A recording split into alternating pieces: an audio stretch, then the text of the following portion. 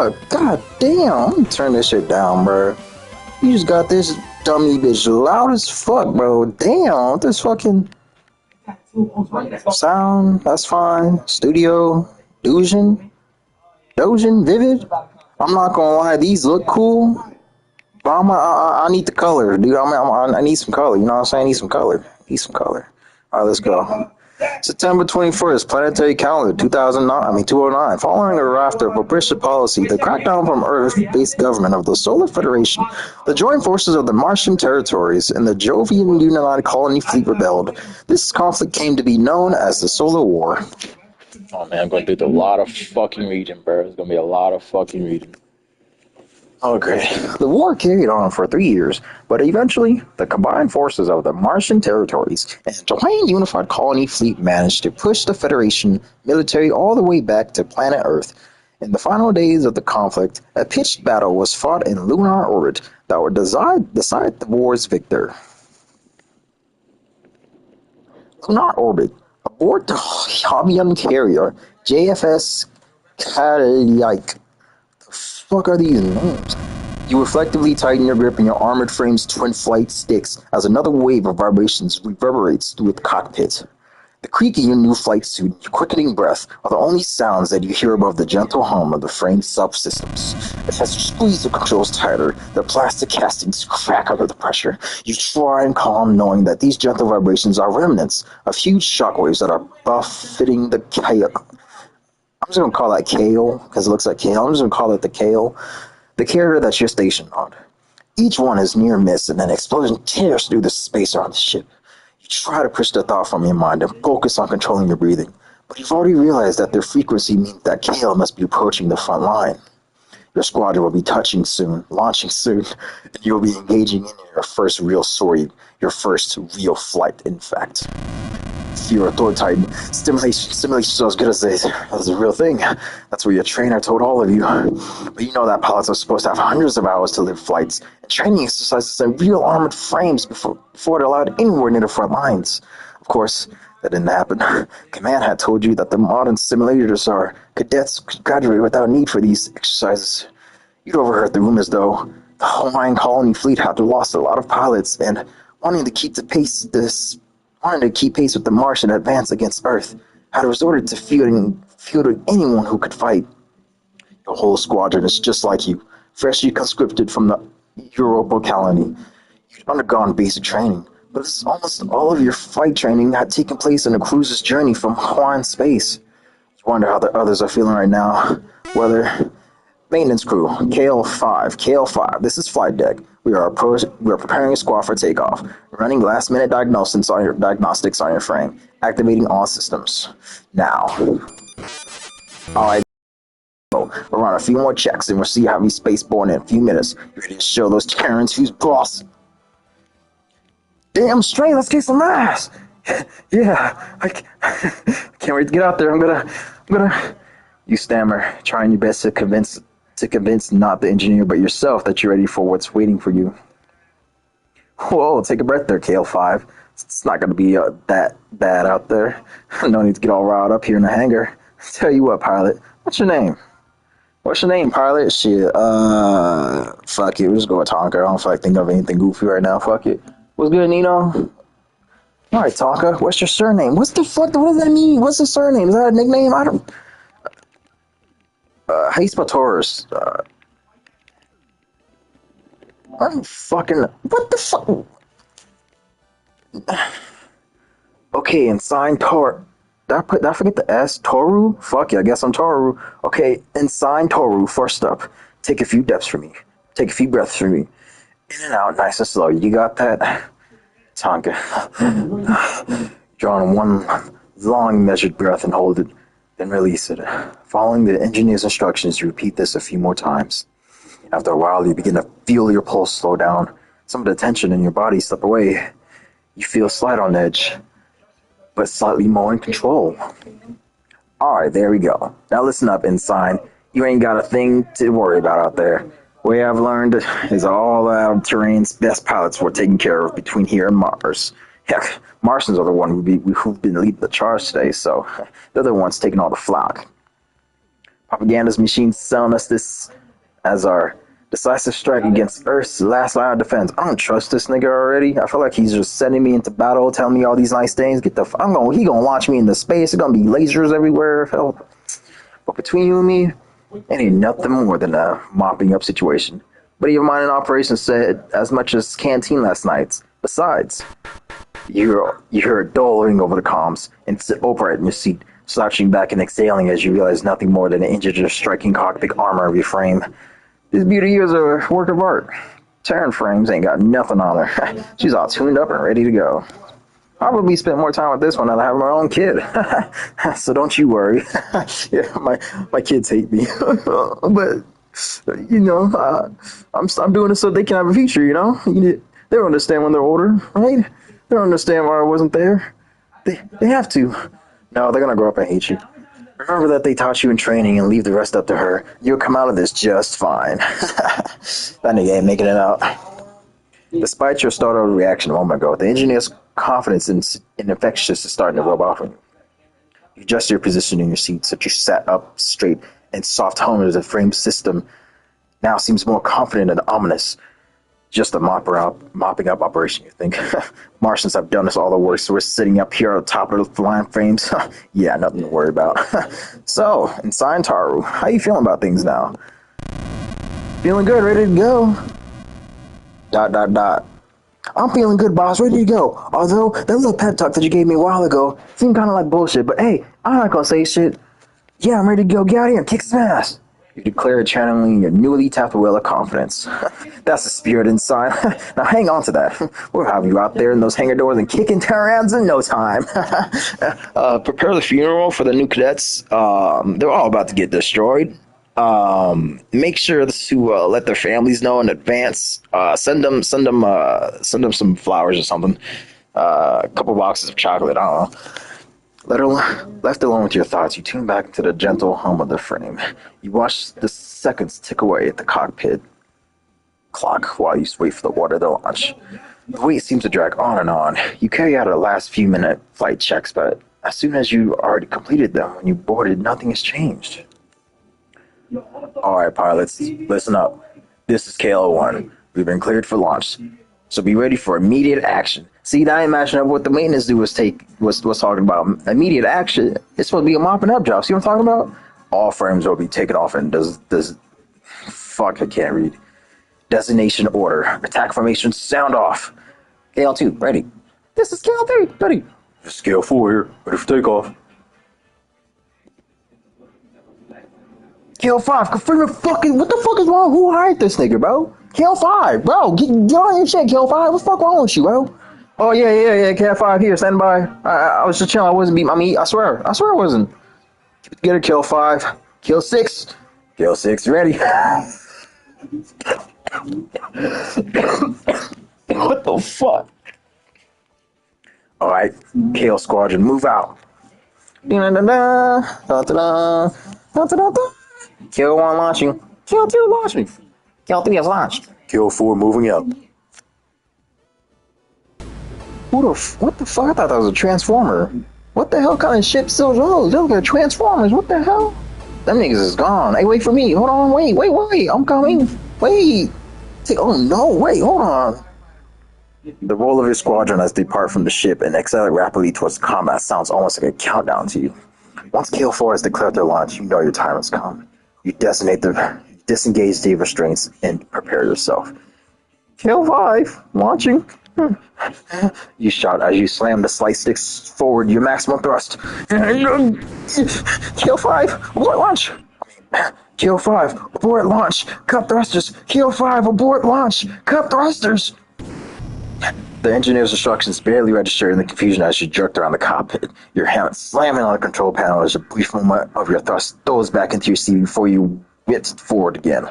Warnings flash over your monitors and sirens and alerts from all over the cockpit. Alert! KL5, abort launch and cut thrusters. Get the fuck out! Abort, get out! What's wrong with this nigga? I told you he was a weak ass nigga. Oh, I told you. This nigga pussy, he a bitch. He don't want to abort launch and cut thrusters. Get the fuck out. It takes a few seconds for you to compliment an engineer, but once you do, you quickly pull the flight sticks back into neutral positions. The roar of your frame's engine dies and your cockpit regains its previous stillness. You wince as the metallic taste of your blood fills your mouth. Alright, Kale 5. Hang on, hang tight for a moment. Your frame's restraints didn't accept the disengaged command, so you're still attached to the Kale. We're gonna need to run a diagnostic. Shouldn't take too long. You slump in the cockpit's chair and exhale deeply. Your heart still pounding a million beats per minute and your lips stinging. You continue to slow your breathing as you listen to the still open communication channel from the maintenance crew as they work to get your frame released. Hey, yeah, looks like the restraints disengaged. Command didn't register. Yeah. Unit 5. Alright, yeah. Alright, anyway, get the fuck out. Get Unit 6 out. No saints running for this one. Okay, start the diagnostics, then reboot if necessary. KO6, launching. See you, Kill 5. You was a bitch. I'm about to get major kill streaks. Hell yeah, nigga. I'm a real nigga. Fuck out, nigga. Going out this bitch, nigga. Who the fuck trying to see me in this bitch, nigga? I'm about to kill all y'all motherfuckers, nigga. You got me fucked up, nigga. Let's get this shit, nigga. I'm Brad, nigga. Big shit, nigga. KO6 in this bitch. Let's go. Gone. What do you mean, hardware fault? I've checked this 10 times since Mars. At least. Who was assigned to Unit 5? Oh, fine. Alright. Shut down systems and run diagnostics again. I want this frame out there in the next 5 minutes. Especially because this bitch-ass nigga think he's safe. He think he's safe up in the little cockpit. Bitch, you don't get out there in the fields. Kill 5, we're going to shut down your frame systems for a moment so we can run diagnostics. Stay ready, though, or have you launching soon. Kill 5, understood. Ready and waiting. Rating my ass. Got me fucked up thinking about the go out there. You see those explosions down there, nigga? Got me fucked up. As your cockpit fades to darkness again, you release the flight sticks and suddenly realize just how long you've been clenching your fist around them. You flex your fingers and roll your shoulders, exhaling again as you begin to hear the muffled sounds of the engineer working on your frame's restraints. Staring at the dead monitor, you slowly begin to smile. This is what you wanted, wasn't it? You spent so long worrying about this mission that you'd blown up twice in the past 24 hours. Now it looks like that was all for nothing. You got what you wanted, and you were safe. As safe as you can be, strapped to the outside of a military carrier on an inactive armored frame anyway. Your smile widens inadvertently at that thought. Getting shot down at an inactive frame stillness restraints. You'd become a cautionary tale for engineers and pilots throughout the entire Schwann colony fleet. Your mind turns quickly to the rest of your squadron. When they realize you've been laughingstock of the entire Kale, the pilot who would want their entire mission stuck in a dark cockpit, you dodged a bullet, but you would never. This is Kale 6. They've cut the flight path. There's more. There's a whole squadron of carriers coming from the E-field. Oh man, I thought I was a real nigga, but this ain't no real nigga shit that I should be dealing with. Oh man. Kale 1, we're gonna cut you from the fleet. Kale 6 signature disappeared as you sit upright as you begin pressing buttons to activate the cockpit's main monitor so you can see what's going on. However, with your frame system shut down remotely by the maintenance crew, you can do nothing but sit in dark stillness and listen to the events unfold. Kale 6, respond. Kale 6, what's going on? How many carriers are coming from the E-field? Kale 6's signature has been lost. It's not responding. He's. Oh, the commander's a girl. Oops, my fault. Hold on, let me switch it up. Hold it together, Kale 4. All units. That's terrible. Hold it together, Kale 4. All units, form up. Let me try again. Hold it together, Kale 4. All units, form up. Defensive formation on me. I said all. I can't do females for shit. Fuck yeah, I'll just keep the same one. Hold it together. Hold it together, Kale 4. All units, form up. Defensive formation on me. I said all units, form up. Kale 2, don't break formation. Man, they're firing on us. There's so many of them. Oh god, man. Ow! Ow! Ah! In an instant, your communications channels flooded with cries of terror and panic. You hear your squad mates, your fellow pirates, exclamations of fear as this unexpected enemy force bears down on them. Screams and yelps, wails and howls, fill your head as you sit powerless in the dark confines of your cockpit. Hey! Hey! Who's out there? Engineering! Hey, get me ready! I can help! Get me ready to launch! Engineering! They're getting killed out there! I need to go now! You shout demands to get your frame ready for launch over the channel, but are met with no response. In the dark of the cockpit with your controls unresponsive, you can't be sure whether the channel is closed or if no one's listening, with all your attention turned to receiving the battle with damaged units from your squad. Listen to me! Anyone? Anyone? Get me out of here! You desperately begin attempts of manual override of your systems, but find that nothing responds to you. The only spark of life that you can glean from your frame is a small diagnostics progress bar. I need to be out there! Anyone? Hey! In one last desperate attempt to begin hammering your cockpit walls, hoping to get attention of the engineers that you could hear outside earlier. The entire time, the chaos of the combat out in space is narrated to you in broken fragments of radio chatter. Is it KL3? 4 on me. I've lost my shield. Can't shake. They're trying to get in the KL4. The line of retreat is totally cut off. We can't get back to the ship. Ma'am, what do we do? What do we do? Stop panicking and form up. 3 and 4 on me. Want to punch a hole 3 through the formation. And hold on, I got you. Ma'am, come in, ma'am. Oh God. Oh, I can squat. Oh, that's what's happening. Wait, how do I get out of this? Oops, I think I just skipped something.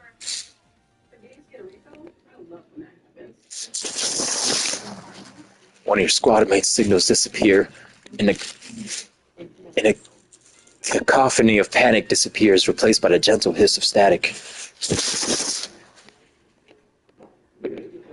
You stop hammering on the side of your cockpit as voice is cut off. You're drenched in cold sweat, and now your empty stomach feels like a rock has sunk to the bottom of it. How the fuck do I get out of this? You lean back and stare blankly ahead. This is KO5. Ready for takeoff. Engineering? Commander? Bitch ass kill 4? Fake ass nigga kill 6? Anybody? I'm ready to go now. Hello? Anybody? Oh man, it's September 21st, Planetary Cala 209. Despite last-minute reinforcements for Solar Federation from the headquarters on Earth, the battle above Lunar is a victory for the joint Martian and Jovian forces. This would be the final battle of the Solar War.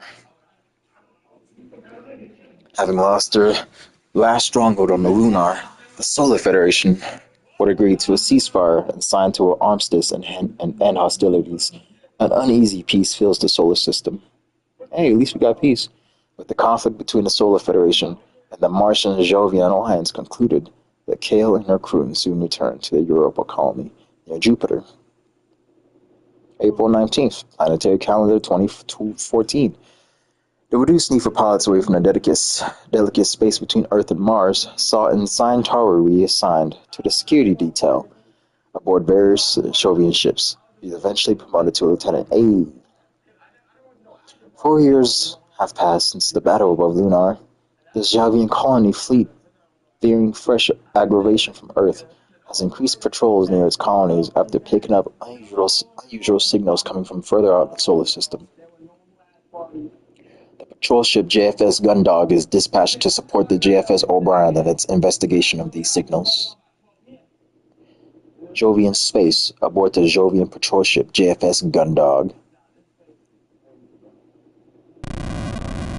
As the rumble of the Gundog's engine roaring to life reverberates throughout the ship, you clench your fist. It's been 4 years, and to this day, the sensation of tremors, whether they're ship engines, docking clamps, or weapon drills, still ties your stomach into knots. A bad trait for a ship's security officer. You shake your head and exhale slowly, taking a moment before storing your last possessions and pushing the drawer closed. You feel a click as it locks into place, and the exterior plastic paneling sits completely flush with its surroundings. Stepping back as you look around the room, you take another deep breath and hold it for a moment. Although this was far from your first posting as a security officer, you always felt the same sense of trepidation, if not anxiety. As similar as all the ships were, they all came with their own unique crews and personalities. With those came unique problems. Breathing out, you take a look around the room, taking stock of your surroundings. Take a look around the button-neck surroundings by selecting items of interest. Select again when you're done. Take a look. Items of interest. You got this. A standard cruise bunk. Once you've slept in one, you've slept in them all. Although, this one's one of the nice ones I've been assigned to. The wall paneling can be removed by jimmying it with a thin object, and crew members often stash contraband in there. Looks like this one's not been touched, though.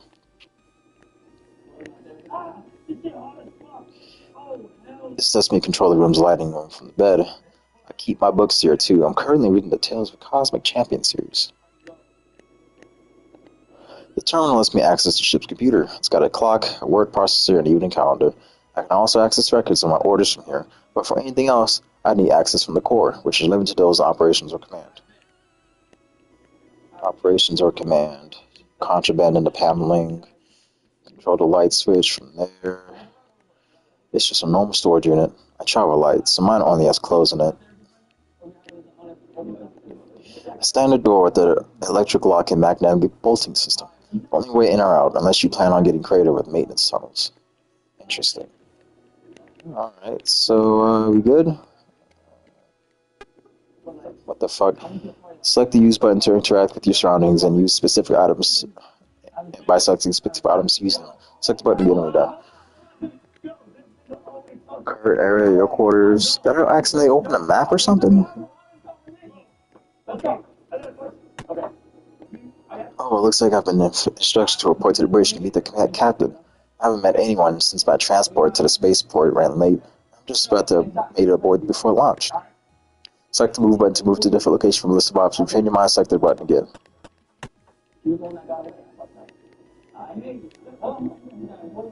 Can I use the paneling?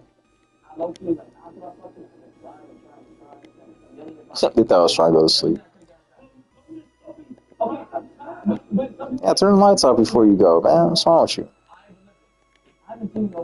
There's nothing in there right now that I need, just maybe from some toiletries.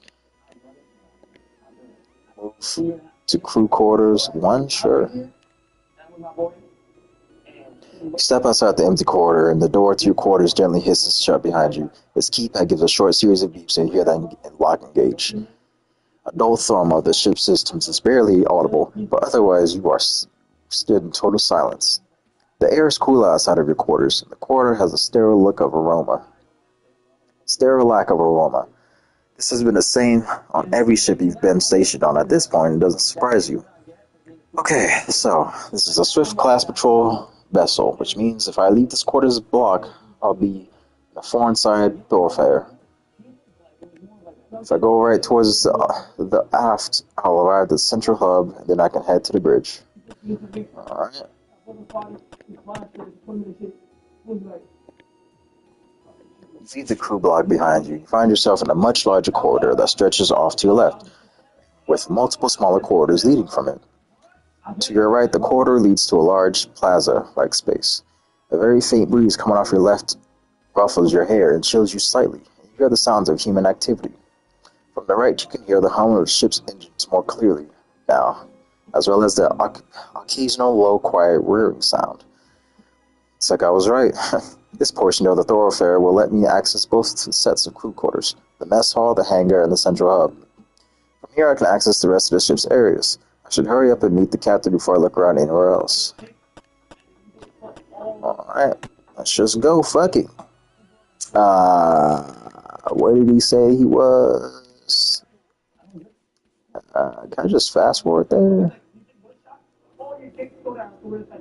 Captain's quarters. I can't move there. Bitch, you just said I... Okay. But what are the buttons for this game, bro? Damn. Fuck it. As you enter the central hub, you hear a low whirring noise and the engines grew louder. You can see the readouts above one of the elevator's chains. Then you know someone's using it to travel another part of the ship. Look around you, see the entrances of both fore and alt left sides. aft alt. It's very hard to read this fucking text. This fucking little pixel text is super fucking hard to read. I swear to God, I'm like a mid-level reader, you know, probably like fifth, sixth grade level. But this text is making it super fucking hard. Plus, it's green. At least it's on a black background. But for fuck's sake, it's so hard to read. Cancer. These elevators will take me to the bridge where the captain will be. I shouldn't waste my time any more time. There was one night when we were cool. Knowing that you need to report to the captain at this point, the ship's journey should be stationed on the bridge. You make your way towards the elevators and press the call button. You step back and watch the indicators above each elevator waiting for you one to arrive. As you wait for your mind begins to wander and you're caught unaware as you feel something suddenly jab into your back and a voice from behind you declares, "Freeze, nigga! Huh? Hands in the air! Identify yourself, boy!" As your posture stiffens, you snap back to reality, caught completely off guard by the voice behind you. Thoughts race through your mind as you try to figure out what's going on. Could there barely be another security detail on board? Without hesitation, you spin around, grab the gun, and shoot him. I'm kidding. That shouldn't be possible. As far as you know, you're the only one, unless... I said hands in the air, punk! You tentatively raise your hand palms and facing towards at you forever to thrust your small back. As you move slowly, you hear the person take a step backwards, you exhale and begin to turn around. Lieutenant Taru, security detail, ID SO254JFSC. I'm on my way to Lieutenant Mikata. I got your bitch ass. You a bitch. Huh? You really thought? You stupid ass nigga. That's why you a bitch. You ain't gonna get no pussy. And you ain't got no bitches. You ain't got nobody. You broke. Your hair sucks. And your fucking uniform is trash. That was all in my head. Anyways.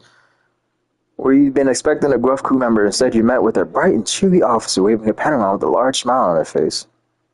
You're taken aback at the moment. What? Just as the only officer. It's just, Cassie. What are you... Damn, see, I told you they made me a middle-aged white man with 4 kids. I told you this is what I told you. I told you. How did I know? How did I know? How did I know? Oh, Tonka, I just missed you so much. You big doofus. Should have seen your face when you turned around. You were all... I love that face you make when you think you're in trouble. It's like you think you're playing a big soldier and you get out there in trouble. You're so cute. Lieutenant Commander Cassandra Quinn. You should have known, really. She's always been one for bad jokes and stupid pranks as long as you've known her. Her less than professional attitude and penchant for irresponsibility is the reason why, despite her talents, she's not commanding a ship of her own. Damn. I like just casually dissing this bitch in my head, but we ain't gonna say that. So, on a scale of 1 to 10, how good did I get you? You totally thought you were being busted, right? But if you're being honest, her play for nature is what attracted you to her in the first place. Yeah, we're gonna say her play for nature. You've been dating her for nearly 2 years now, but a lot of that has been over electric mail or letters. Your postings never lined up until now. Oh shit, that's my girlfriend? Oh shit, say this. Say that. Wait, what if I had a girl's pronoun at the beginning? Would this be a guy or girl? Or would I... Cassie, what are you trying to do here? I thought you were stationed on the Reliant. You never said you were being transferred. What happened? Well, the thing about that is, you might say that a disagreement with the head or operations of the Reliant lead to a not a trajectory for my career. Cassandra, please. Okay, so maybe when it came to change the ship's cybersecurity passwords, I couldn't be bothered to spend all day sitting in the computer core and waiting for it to generate new code, so I just changed out existing passwords by a single digit. You place your face over your hand as a dull groan rises from the back of your throat. This isn't the first time you heard a story like this. And maybe it turns out that they run the cybersecurity drills. They assume that the enemy have old passwords, so trying to brute forcing from those. And maybe that ship was compromised in 0.5 seconds.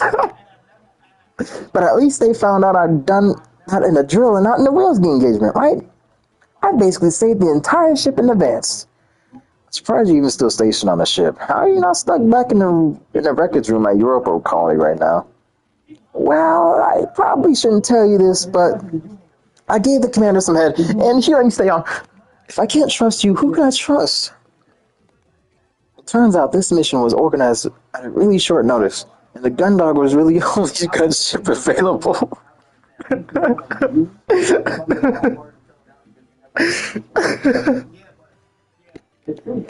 The problem was that they're having issues with the crew, so they had to transfer some short notice. Lucky for me, I'd also recently been made more available.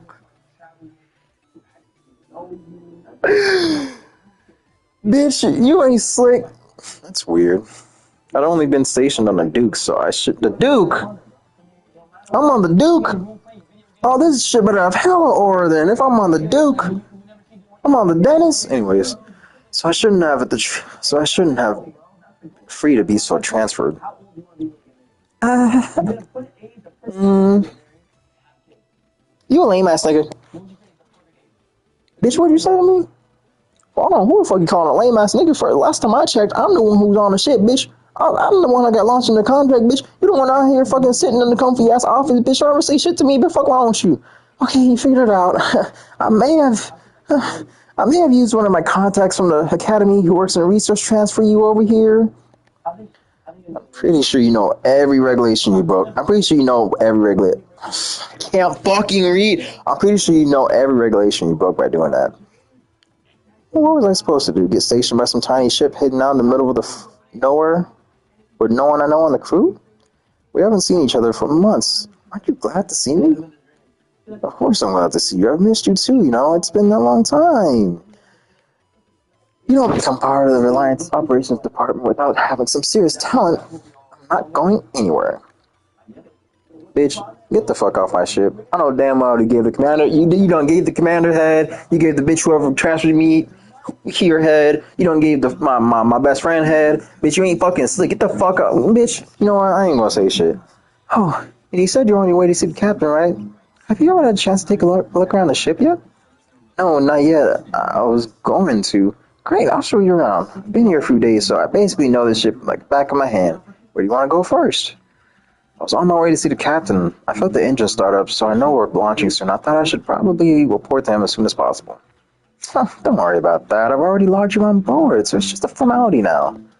Besides, Captain Bartmuse isn't exactly a stickler for procedure, so we can check out any we want before heading up there. Alright, in that case. Great!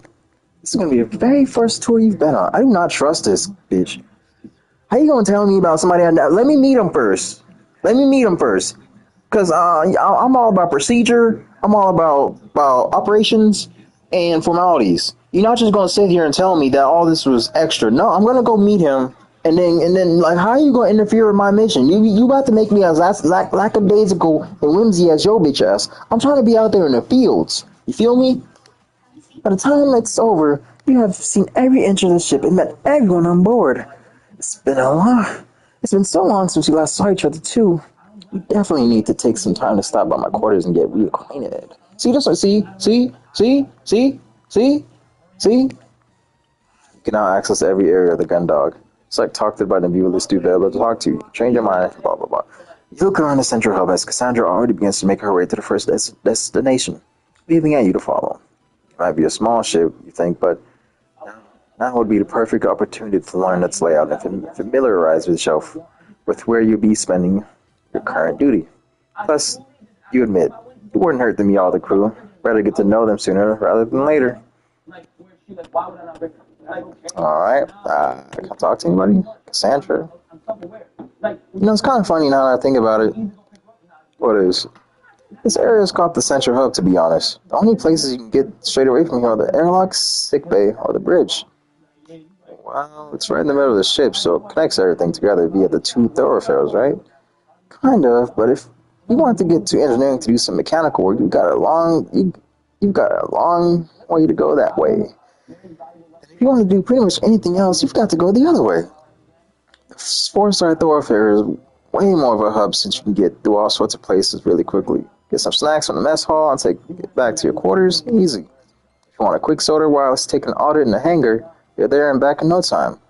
There should be more there. Move to the bridge to the front of the ship. Sounds to me like you just want a vending machine on the bridge. Hey, that's not a bad idea. But still, it's the only way to get to the other end of the ship, no matter where you're going. How would you solve that problem? Maybe change the shape of the ship so the center's really in the center? It's space, so you could easily make it really efficient shape, like a cube or something. A cube? I guess it could be efficient, but I don't think anyone would take a cube-shaped ship seriously. Alright. Where's the captain's crew? Fuck what this bitch talking about. How do I get to the captain's crew? I don't trust her. I'm going to captains. Yeah, meeting the captain. As you head away from the central hub, the noise from the engine becomes quieter and the ambient temperature feels noticeably cooler. The thoroughfare stretches out in front of you, with doorways leading to the other areas of the ship visible in the distance. And here we are in the Fourfield thoroughfare. I know, I went to my quarters earlier when I came on board. What did you just say? Four-side thoroughfare? No, I don't think you did. I 100% said four-side. I don't know what the fuck he's saying. It's a really tricky thing to say. You try saying it quickly. Four-side thoroughfare, I cannot say that. Yourself. We'll call this one a draw, Lieutenant.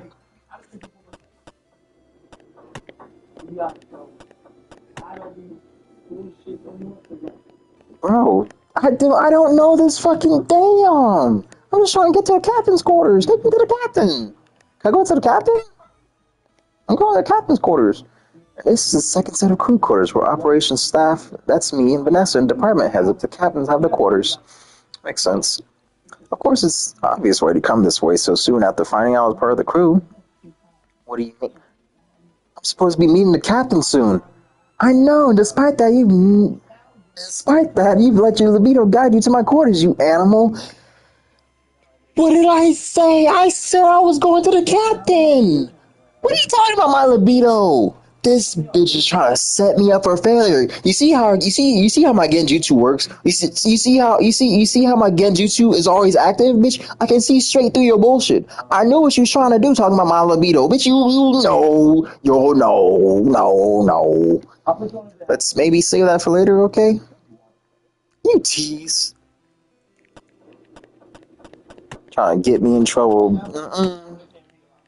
Finally, captains. The captain's quarter sits at the end of the corridor, differentiated from the other doors in the corridor by a small insignia that sits above the nameplate. Like the others in the corridor, it displays the occupant's name in this case, Captain Mary Bartimeus. Even in your role as security officer, there are a few rooms on the ship that you don't have access to. The captain's quarters is one of them. There's nothing for you here right now, so you turn. Bitch, I know I'm supposed to meet him. This fucking game, bro. I don't fuck with this game. Anyways, I guess we fucking. Oh, by the way, if you ever want to access my quarters, the passcode for the lock is 0211. It's pretty much the same passcode I use for everything. Interesting. Let me take a screenshot of that. 0211, got it. So we fucking or not? Like, what are we gonna do? You know, like, what you? Is you gonna suck my dick? Bitch, that's right. It's Are you serious? Oh my god. What was that number? Is there an actual date that made? Hold on. 021. Yeah, that's a date. Come on, you didn't think I forget, did you? Hey, good job. Oh, wait. Before you go, can you give me a few minutes just to tidy the place up? I was late for my duty shift this morning, so it's kind of a mess. Let me put some stuff away, okay? So, you're late, and you actively making me late anyways. Yeah, sure. Keeping herself between you and the entrance to her room, Cassandra opens the door using the central panel to its right. As it opens, she swiftly steps to the end. Before it's even all the way open, she closes it again using the panel on her side of the entrance. The entire time, she obstructs your view of her quarters. Thanks, I won't be long, I promise. What you got in there? Who you got in there? Get in the closet. Hurry, get in the closet, he's here. Bitch, why don't you tell me your manager's coming over? I didn't know he was here, fuck. Cancer. A few minutes pass and you continue to stand gingerly outside the Cassie's quarters. You hear the occasional footsteps coming from the foreside thoroughfare, but they all move on to the other parts of the ship. Thankfully, no one stops by to ask why security is lurking outside one of the operations officers' quarters. Hey, Cassie, you get the door gentle lock, lean against the wall. Continue to remain a lookout for anyone who may have some questions about what you're doing out there. How's it going in there? Oh yeah, almost done. Just give me a minute to get this sorted out. And the last pause is followed by a loud bang and the sound of a small casket of various objects on the floor.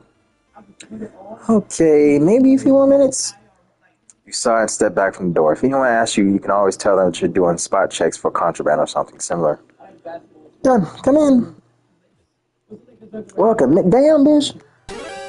As you step through the door, the frame of your toe catches on a discarded pair of leggings, which you are held in place by your other foot. As you begin to fall over, you reach out to catch something to stop yourself. Why you got leggings? Hold on, let me look at this. Unfortunately, the chair you reached out for is a small uniform thrown over the backrest, which slips you in to grab it, bringing both the chair and the assortment of cosmetics on the seat clattering down the floor with you. Ooh. Oh no, Tonka, are you okay? I'm sorry. I thought... Cassie? Yes? I thought you said you were tidying this place up. I was! Why did I just get brained by a falling hairdryer? There was a system! You get back on your feet. Yeah, there do be a system, I'm not gonna lie, I understand that part. You get back to your feet, right, and out as a chair, Cassie crispy grabs assorted bottles and tubes that fell down with you, placing them randomly back on a nearby surface. You almost launch into a speech about securely stowing possessions in case of high-speed maneuvers, but you stop yourself. Doesn't the captain ever carry spot checks or surprise inspections? No, it's great. From what I've heard, her quarters are a worse state than mine. Is that right? Alright, time to look around like a rude boy I am, because, when you walk into somebody's room, the first thing you got to do is psychoanalyze everything in their room. Otherwise, come on, how you know if we messing with a weirdo or not?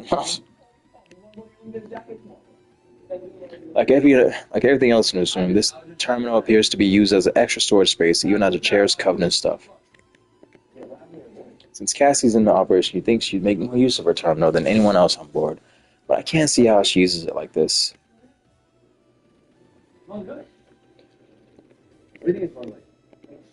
These printed photographs, aren't these cool? They're from our first date at the Europa amusement park. Aww. I took my Pixie Cam straight to the specialist printers next to the desk and got copies made. I even wrote a date on the back, so I'd never forget our anniversary. Look at me. Wearing my high-waisted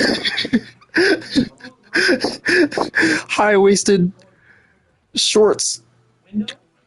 What is that, turtleneck long sleeve? Ugh. But hey, man, I still got Shorty with me, you know what I'm saying? She looking a little younger, but, you know what I'm saying? I get Japan, you know what I mean? Japan, I guess. America, too, at this point. Drake. Wow, I never knew you were that sentimental. I knew I was onto a good thing when you held my hair back so I could barf mid-roller coaster ride. I don't need many people that can consider when you're dating within forces, let me tell you. Yeah, now that I think about it, that wasn't the most romantic date I'd ever been on. You still called me back after a second date, though. I must have been really desperate. Hey! Nah, she took that personally. Damn. Cassie's bed apparently appears to be acting as a makeshift wardrobe. That's how it be sometimes, I'm not gonna lie. Does she move all these clothes on before she goes to bed, or do they act like an extra sheet? How does she even have to do with this much clothing on board anyway? Bitch be cosplaying for all the crew on board. What do you think be happening? Fuck. The front panel of the storage unit looks like it's barely managing to stay shut. Could that be what's been making that bang earlier? Can I use any of her shit? Hold on. With all this stuff on top, it'd be easier to just stay use my own terminal. Oops. I don't know how much stuff Cassie's got stuff now, but I think I'll open that on my name. I have my name, see if it close again. These are the photographs Cassie printed up. First, at theme park, she said that she'd written our anniversary, November 2nd on back. Hey, is that today? Oh, that was just. Wait, when did I start this stream? Hold on. Fuck. Ah, damn, that would have been Crazy if that was today, bro. But it's November 3rd. Oh well. That would have been crazy that I happened to just start playing this shit on November 2nd. That would have been crazy, bro. That would have been crazy. I would have lost my shit. What the fuck is this? So, how you finding the gun dog so far? Enjoying the tour? The ship's pretty much the same as every other one I've been on stationed on. The tour is first class though. Maybe if working in naval operations doesn't work out, you could start your own business as a tour guide back on Europa colony. You think so? Definitely. You should have all the insider knowledge already. Who the fuck is shooting outside? I just heard like four pops. It was a quick pow, pow, pow, pow, pow. Somebody just got popped. Anyways, imagine all the insider knowledge you could share about Europa colony. Yeah, you're right. And over here we have the statue of the workers. So who built this colony? If you sneak around the back, you can get inside the plinth and hide from the colony's security colony as if they catch you and your friends. Seriously, who the fuck just got popped? Like, deadass. I just heard four pops. It was just four pops. It was just a pow, pow, pow, pow, pow. Just four quick pops. Who the fuck just got bodied right now? Who the fuck got bodied at 12:51 a.m. November 3rd, 2024? That's who the fuck is popping off right now, bro? Again, they just got five more pop, pop, pop, pop, pop. I swear to God, fireworks or shooting training or something. Few niggas is actually out there shooting, bro. Like, get a silencer or something. Niggas are trying to sleep. Fuck wrong with you? It's fucking about to be 1 a.m. You niggas out here shooting? Like, fuck is wrong with y'all? Anyways, if you sneak on the bat, you can get inside the playlist and hide from the colony security to catch you and your friends hanging out at the park after it's shut. And again, you don't think that's kind of people? You don't think that's the kind of thing people would want to know? Maybe a bit more of the work is first. Anyway, this bitch is definitely up to some slimy shit. Like, how you? Okay. Anyways, I'm gonna take quick. Fuck, cancel.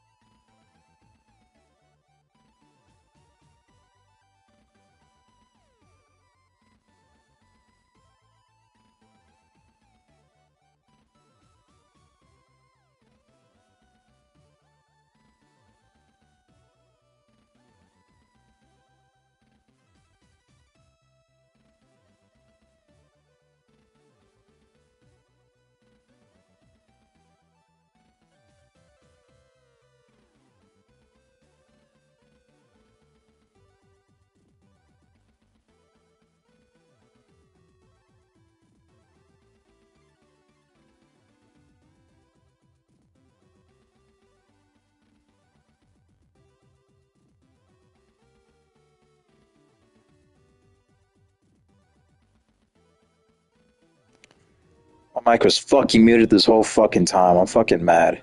Should I go back? Nah, fuck it. I hadn't thought about it. I guess this means that we'll be able to go back to a lot. We'll be able to go on a lot more dates now. I know. Did you hear about that new colony they've added to the Europa cluster? It's got an ultra-efficient water handling plant, and the planners have included a water park. We should go as soon as it opens. A water park? What's that?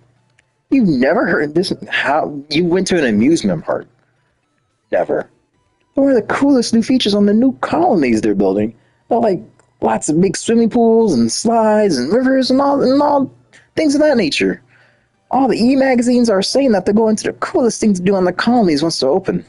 Pools and slides into pools. But like, really exciting. Huh. Okay. I guess when we're next docked, I'll see if I can book us some tickets. Awesome. I find it strange that my boy was talking hella shit about her, but meanwhile, this nigga got into fields and bitched out. Like, we not gonna forget about that. Like, he was bitching out. Like, you was dead ass scared for your life, but you gonna say, all right, bro, I don't know about that. Anyways, where are these other rooms? Nameplate reads Cassandra Quinn. I don't need an explanation onto what this room belongs to. This is Vanessa's room. She's great. We work together in operations. Oh yeah? You're friends already? Definitely. She's done so much for me already. She's like always letting me know that she's covering for me when I'm late, that she's picked up some of my tasks when I'm running behind. She's a little angel. Cassandra, I ran your diagnostics again. I don't know what I'd do without her. Okay. Have you met Chief yet? Chief? You mean Mackenzie Cathays? No, I haven't. She's cool. She can be pretty scary sometimes. Scary? Yeah, she takes her role really seriously, so if you don't want to get on the wrong side of her. Hey, you, get out of my engine room and get back on the bridge where you belong. Stop goofing off and playing around the hangars, low gravity, or open the doors and throw you out of space. Sounds like he just ever about chief engineer I've ever met. I don't know. She's pretty harsh. One of the junior engineers accidentally left the case for the rounds for AF unbound when the ship took off, and they floated everywhere. She made him collect each round and take it back to its storage crate one at a time. I think it took him almost an entire day. Yeah, sounds like every chief engineer I've ever met.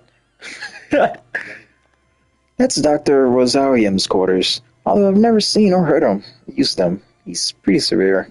Is that right? Yeah, it's hard to explain. I guess you'll find out when you meet him. Okay. He must be pretty intense. Normally Cassie's got a lot more to say about people than that.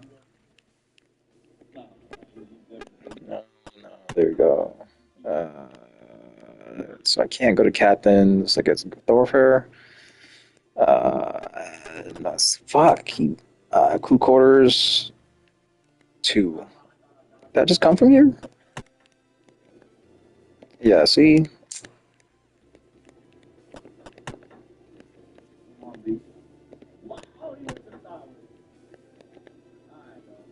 So your quarters are down this way, huh? That's fine. Why? I was wondering where it'd be. On a Swift class, there's 2 different quarter sections. One has all the department chiefs, while the other one has the crew that works within those departments. Since you're only security officer on board, I was wondering if you'd count as a department head or not. Well, I guess I don't. I'm just slumming it. Oh, that's not... What I meant was that... I'm messing with you, don't worry about it. The head of security is typically under the captain's instruction anyway, so it makes sense that my quarters are down this way. I guess so, when you put it like that. So, have you met any of your neighbors yet? Well, let's see. Hassan Cruz, yeah, I know this guy. Oh, you've met him already? I'm on the gun dog. I knew I'm back on the Kale. Oh, is he the guy you told me about? That's right. Not what you'd call my biggest fan. Oh, honey, I'm sorry. Oh. Harv Rumney. Nope, not met him yet either. I haven't spent much time with Harv. They're the second AF pilot on board the Gundog. As far as I know, they're pretty good pilot, but that's only from what they say, so I can't say for sure if that's true or not. Harv spends all of the time hanging out with Hansen, and 2 of them swagger around like they own the place. Spends lots of time with Hansen, huh? I guess that tells me something. Dalton Grange. Haven't ran into him yet. Dalton's such a sweetie. Is that right? Yeah, he's a junior engineer. Yeah, he's actually just a student working towards his degree in naval engineering on a JSF scholarship, so he's really eager to please. You can watch him bounce around the hangar like a pinball, trying to get everything the chief tells him to do as done as quickly as possible. Sounds like he's a little bit highly strung. You bet. He's at the start of his training, so he'll jump on the second you let him to. You can go to the hangar and shout, Dalton, and he's there in a second. The other day, the chief told him to find her a left-handed wrench, and he was tearing the hangar apart trying to find one. Poor kid. No, he's okay. The chief is only busting his chops. A left-handed wrench. Yeah, those can be hard to find. Moving beyond the mess hall and the hangar accesses, the two of you continue the furthest end of the floor-side thoroughfare. The door at the very end of the corridor is shut. The words fire control painted on the large stenciled letters. Cassandra swipes her key card through the reader by the door before turning to you. So this is fire control. The gun is probably here, but, well, we'll see. It's pretty cryptic. As you follow Cassandra through the doorway, your eyes take a moment to adjust as the strip lighting that illuminates the rest of the ship is now conspicuously absent. Instead of the entire room is lit by a fluorescent glow from God, what are these words? A clove full of screens and readouts. Looking at the screens, each one seems to not be showing much more than a few specks on a black background. From experience, though, you know that what you're looking at is a live feed from cameras all over the ship's exterior. In the center of this clove, facing away from you, is a seat like the ones on the bridge. From this angle, it's impossible to tell if there's anyone in it, but you notice the tiny rhythmic hiss coming from it. So, anyway, all of these ship's weapon systems are controlled from here. These screens give the gunner a panoramic view of, is the gunner here right now? You look over Cassandra's shoulder to the back of the seat. You swear you see a quick flicker of movement, but you can't be sure. It's not just a flash of readout reflecting off her surface. Oh, Dylan? Yeah, he's here. Should we say hello? Well, normally I would, but Cassandra leans back slowly as she's trying to surreptitiously sneak a peek at what's going on the other side of the chair without noticing her. She quickly turns back to you after a moment's pause. He just looks so in the zone, you know? He seems ashamed to interrupt him. Interrupt what? Cassandra leans back again after a moment, quietly gesturing for you to come take a look. Sat in this chair is a man who looks a little bit older than you. His eyes are closed, and his face is a picture of absolute serenity. Over his ears are possibly the single largest pair of headphones you've seen in your entire life. As he sits there, oblivious to your presence, his right leg bounces up and down, and his wrists flick constantly. You wonder for a moment if he's okay. Before spying on a cassette player poking out of his pocket jacket, you realize that the hiss you hear is the slightest whisper of the music that he's listening to escape from those substantial headphones. Is this okay? Shouldn't he be a bit more attentive? Don't worry, it's fine. He's not even on duty. Yeah, but what if there's an alert? Let's find out. Cassandra moves over to a panel just before the monitor land in a clove, takes a receiver off the wall, and enters a few numbers on the keypad. Hi, Cassandra. Hi, Vanessa. Hi, Vanessa. Yeah, it's Cassie. Can we test the alert system in fire control? No, I know it's not scheduled. It's a spot check, yeah. Random testing, you know? Chief's orders. Of course she asked. Why would I be asking for a spot test of the alert of the fire control if Chief didn't ask? You're a darling. Thanks. Okay, 2, 3, 3, 2. Loud! In an instant, you see the figure in the chair bolt upright, yank their headphones off, and lay their hands on the fire control systems. Their heads snap back and forth as they rapidly survey the wall of monitors. False alarm? Hey, Dylan, don't mind us. Just had to do a spot check on the alarm system. Chief's orders. Oh, hey, Quinn. No problem. Who's this? Lieutenant Tonka Toru. Ship security. I could have sworn I put the S. Hey, Warrant Officer Dylan D's Gunner. Dylan D's? Alright, Dee. Fuck you. Dylan D's? Oh, that joke is right there, but fuck it, it's too obvious. Thanks. Well, let me know if you guys need anything. That alert totally got in the way of an awesome solo, so I'm gonna rewind and pick up where I left off. Good to meet you?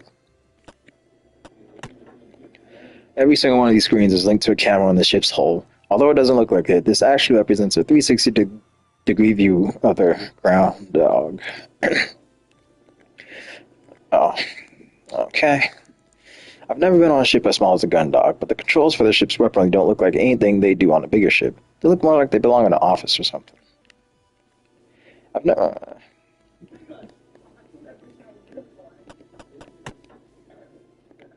Warrant Officer D's. Warrant Officer D's. Dylan. Oh, hey, Lieutenant. How's it going? Not bad, thanks. I was wondering if you could explain the control system here to me. It doesn't look like anything I've seen before. Huh. Oh yeah? If you've not been on a small ship like a gun dog, it probably does look weird. Bigger ships have more crew spare, so they can have old-fashioned turret operators.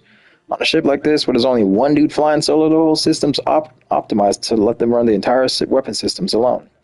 Each of these trackballs links up a different weapon system, which is represented by the reticle shown on the screen. By rolling the balls, I can move targeting reticle from the screen to screen and fire. All I need to do is point and click. That's pretty clever. Only works because we got the computer doing most of the heavy lifting. On bigger ships, the guys will do a lot more physical control. On a ship like this, it's a lot more playing a really intense video game. I've never really liked those spaceship video games. I'd rather play a racing game or something instead. It's not too bad. And now that the war's over, not shooting anyone anytime soon. So I can spend all my time here listening to music and staring out into space. Really much perfect. Listening to anything good? Yeah, a real classic album right now. I read Tristan and Republicans? No, sorry. Come back later, I'll let you cassettes. Pretty good for Southern but thanks for the offer. Just talking about straight nothing. Just once I was hoping he wouldn't be here. Oh? Yeah, this would be such a good room to relax and take in a view of the stars. But day or night, he's always in here, spacing out himself or drumming away. I'm so jealous. Most of the operations would kill for a crew member who was at their station, day or night, you know? But this is weird. The only time I've seen him leave is when the ship stopped. I've come by at all sorts of random times. He's always here. I don't like it. How much is that his jealousy? Bitch, mind your business. Don't worry about my mans. Can I use any of this?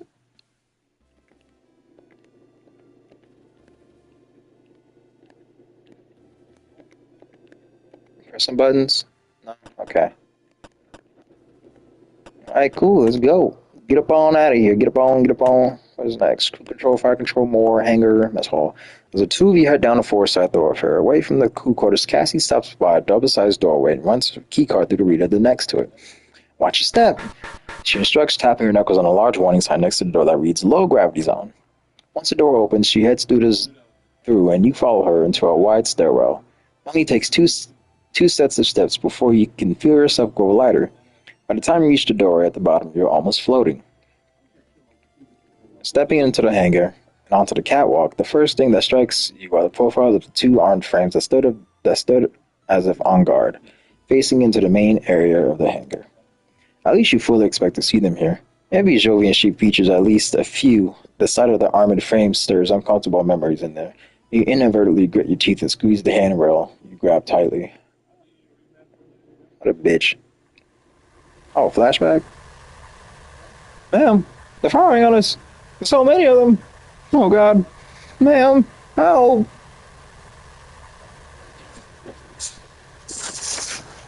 The line of retreat's totally cut off. We can't get back to the ship. Ma'am, what do we do? What do we do? Stop panicking. Form up 3 and 4. On me. We're gonna punch a hole straight to the formation and...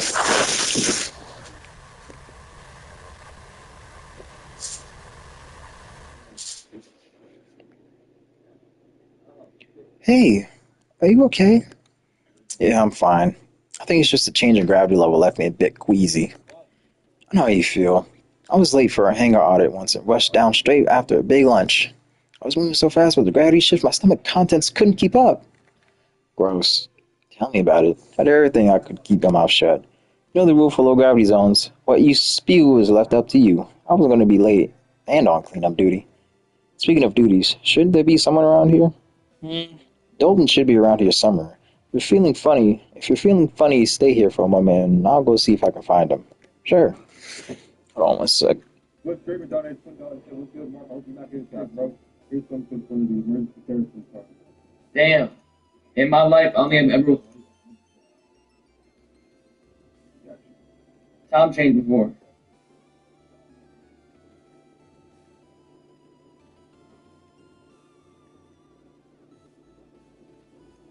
Gonna sleep good tonight.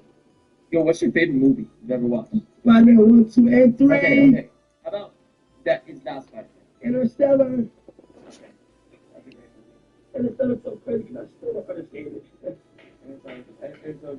Yo, you know I get made fun of all the time because I tell people they can do it. Oh my God, telephone online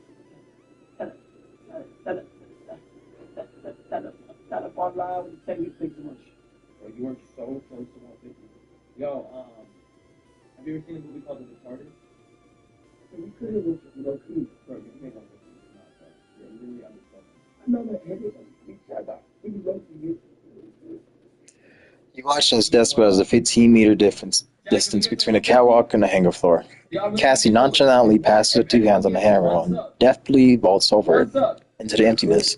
Thanks to the low gravity, she doesn't fall, but instead kicks off the railing, propelling herself through the air. As Cassandra drifts off, she eventually catches onto one of the armored frame's legs and using it to swing herself to float in a different direction. You place your elbow on the railing and head over to your hand. You turn your attention back to the historic features on the armored frames, heads high and sigh deeply. Your attention is caught by the cockpit hatch on one of the frames being half open.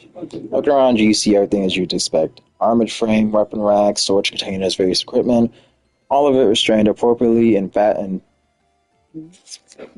deliciously arranged. What are these? I'm increasing my IQ playing this fucking game apparently because they really looked up the fucking dictionary and said, yeah, let's write this fucking dialogue with the most advanced fucking words we can think of. Like, if y'all niggas don't just use regular fucking words, bro, like fadiciously, nigga, did TI make this game, bro? Fuck. The cockpit hatch is the only thing that breaks the pattern. It's weird. I can't find him anywhere. I know it's definitely his shift right now, so he should be around here somewhere. Looking past Cassandra at the armored frame with the ajar cockpit hatch, a thought strikes you. I think I might have an idea. Follow me. You carry out the same vaulting maneuver that Cassie had performed and kick off towards the huge machine's cockpit. Once close enough, you grab a hold of its arm and pull yourself towards the open hatch. A few seconds later, Cassie appears beside you, and you both notice the sound of gentle snoring coming from within the cockpit. Well, Lieutenant Commander, I think this is an operations issue, so I'll let you handle it. Leaving the discipline up to me again, huh? Cassandra nimbly clambers. The font is so bad. I fucking hate this font. Clambers up the armored frame, positioning herself right above the cockpit. Bracing herself on the machine's chest, she brings herself heel down sharply, repeatedly on the armor. Cadet Grange, attention! You hear a muffled scream from within the cockpit, followed by a dull and thud, a string of cluttered cursing, and then finally a figure emerges from the cockpit. Ma'am, I was just checking the calibrations. Calibrations on the AF. I got some feedback that, it's just you, Commander Quinn. Excuse me, Cadet? Just? Is that how you address your superior officer, Cadet? Oh, ma'am, no, ma'am, I was expecting to see you in the hangar, ma'am. You're thick. Okay, you can tone it down a bit, Dalton. Yes, ma'am. Good enough, I suppose. Anyway, Cadet, this is Lieutenant Taro, ship's Taurus, whatever. Ship security officer. Oh, Sir Cadet Dalton Grange, Jr. Good to meet you, Cadet. Looks like they got you working hard. Looks like, oh, no, sir. Well, yes, sir. No, not too hard. Policy. No, I was recalibrating the sensor array on the, Take it easy, Cadet. We've all taken a nap on the cockpit in our lives. Of course, we've never took cockpit naps with Chiefs giving us orders, so you probably need to get back on whatever you were doing, huh? I totally forgot. She's going to kill me. See you. Good kid, right? I feel sorry for him already. What a bitch.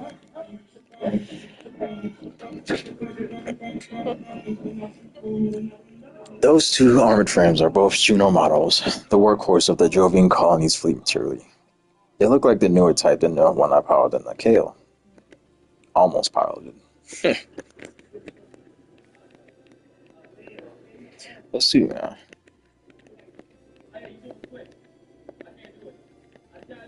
The main hangar door is typically only used when the ship is docked to bring onboard large containers or equipment. On a ship like this, the AFs launch from smaller hatches underneath them. There's also a maintenance airlock somewhere so that the whole hangar doesn't need to be depressurized if there's work to be done outside.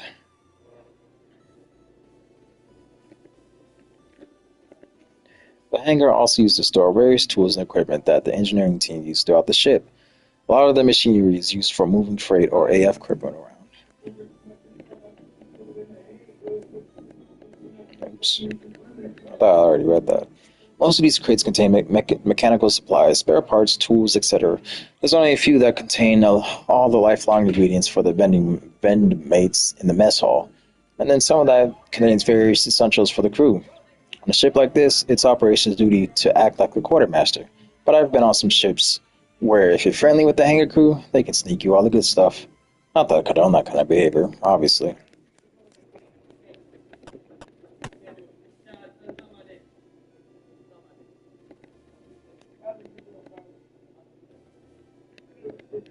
Bro, you didn't even see combat, bro. You were just in the cockpit. I don't know why you have so much trauma like you was out there. Stop it, bro.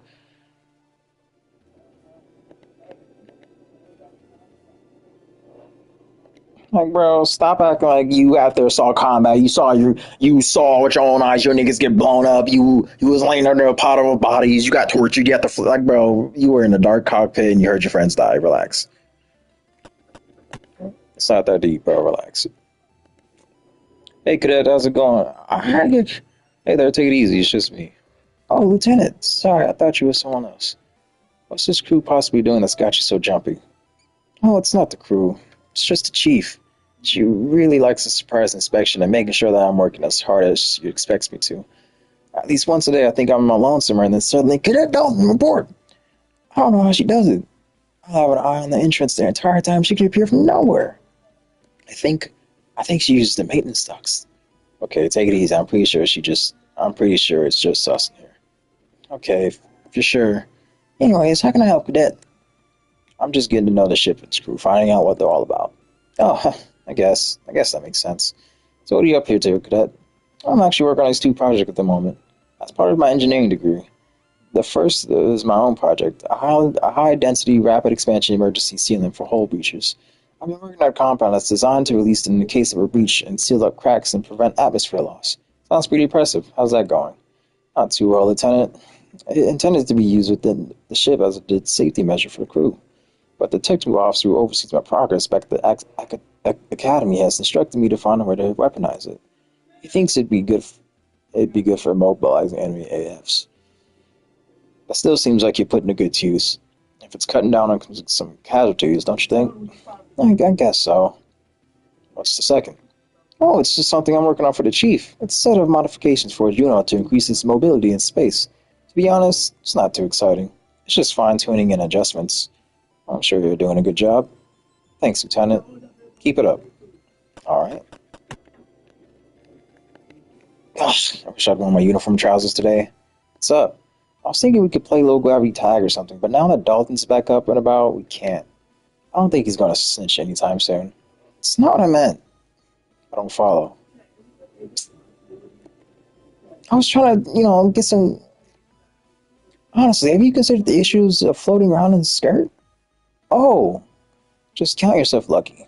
I would have kicked your ass. Target look, I think we're good. Alright. Oh, that's it? Alright, cool. Mess hall. And here we have the highlight of our entire tour, the mess hall. Cassandra's face is radiating happiness as she gestures through the double door that you stood by into the mess hall. Looking inside, you can see a canteen like any other. Tables, chairs, vending machine, it's all here. This is the highlight? Looks pretty standard mess hall to me. You bet. You know why? Tell me. Because I got both different kinds of vending machines. The red one that stacks all the spicy potato chips, the white one that has all the different chocolate bars. Are there any drinks on it though? Like usually it's one snack and one drink. Like you don't got no drinks though? Wow, so that's all bases covered, huh? They've got the fundamental food groups. I'm not sure. Hey Quinn. A rough voice calls out from further in. You haven't noticed them previously because of Cassandra's enthusiastic presentation of vending machines, but someone sat in the far corner, stands up, drops a half-smoked cigarette onto the coffee cup and strides over. What's going on, Quinn? Who's this? Lieutenant Rumney. Were you just smoking in the mess hall? Ah, take it easy, Quinn. I was sat right by the attractor vent for the meal vendor, so no harm, no foul. That's not the point. The extra strain on the air scope is from the cigarette. Yeah. So anyway, who's this hottie? Well, cat's got her tongue. Name's Harvey Dent. What about you, good looking? Oh, Lieutenant Tonka Torres, ship security. Tonka Toru? No way, really? Last time I checked. Well, alright, good to know. That's all for me, Toru. You know where my quarters are, right? I'm just gonna go ... Well, you're last, Lieutenant. Catch you nerds later. What was that all about? Oh, I can't stand them sometimes. They swagger out of the ship like they own the place, and just because they're one of the only two pilots on board. Newsflash, Harv, second best pilot, one out of two was last place. Don't worry about them too much. They're not worth it. Ugh. All right. Got a non-binary character. Putting out your half-smoked cigarette and half-drunk coffee is pretty gross. I don't know why smoking on a ship hasn't been banned yet. A standard floor vendor unit installed in JCF ships. It's all half robotic chief, half. What? It's half robotic chef. Chef, nigga? Is that a word? Half vending machine. You select what you want and it prepares it for you. The ingredients are almost all lifelong synthetic reproductions, but it's pretty convincing. When you're done, you can slot the plate back in for cleaning. Some advanced shit. The vents, no. Vending machines. Like Cassie said, both kinds. For some reason, certain ships contain only one other red over the white one, so I can get why she's excited. But y'all don't got no drinks though. We forgetting that this bitch over here drinking coffee. She should be drinking Sprite, Mountain Dew. But you know what I'm saying? Be drinking coffee. Fuck, nasty. Can I drink it? Is there somewhere I can throw this away? Only the coffee go to organics processing, but because they dumped their cigarette in it, it would need to go into waste disposal. What a waste. I know it's not like our grandparents' era where everything in and out had to be balanced, but I can't stand when people ruin recyclables. Hey Cassie, have you had lunch yet? Should we get something from the vendor? Maybe not now. I'm not that hungry. Plus, that are my favorites already. That's the hamburger followed by the pineapple salad, right? Right. I mean, how'd you run out of pineapple salad within a week? I don't think the ship's logistics ever expected a certain summer to have at every meal. I mean, not every meal. Cassie, shall we get some chips or something? Maybe you should wait till we explore a bit more of the ship before we take time for a snack break. I like you to pass up a snack break, but sure. You know, it's pretty weird seeing a mess all this quiet. I like it. On the bigger ships, you always got a queue for the machines. Or they run out of the best snacks before your day at the port. On a ship like this, you can get whatever you want, whenever you want. How much of a problem have you had with snacks running out before? You don't even want to know. On the Reliant, I was operating on a preferential shift for a chocolate system. It was tricky, but I did what I had to. It sounds like it breaks a ton of regulations. Regulations only get broken if you get caught. Facts. I don't think that's how it works. Actually, it does. You know what I mean? Fucking blue collar niggas be fucking. You know what? Let me just get out of here. Fucking cutting taxes, offshore bank accounts, all types of shit. Did I not go everywhere? Oh, damn, bro. Fuck. Did I already go here?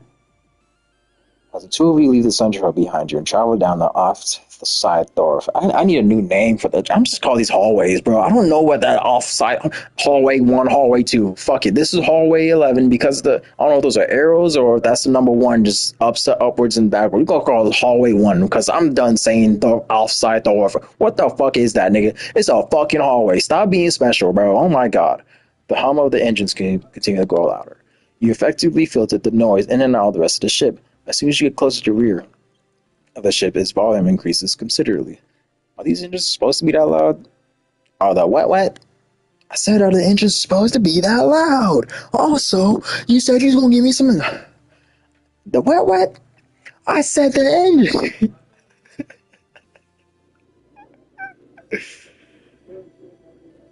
I heard you the first time. I'm just messing with you. You could have fooled me. I've never been on a ship where the engines are so noticeable. Is it supposed to be like that? Supposed to? No, not really.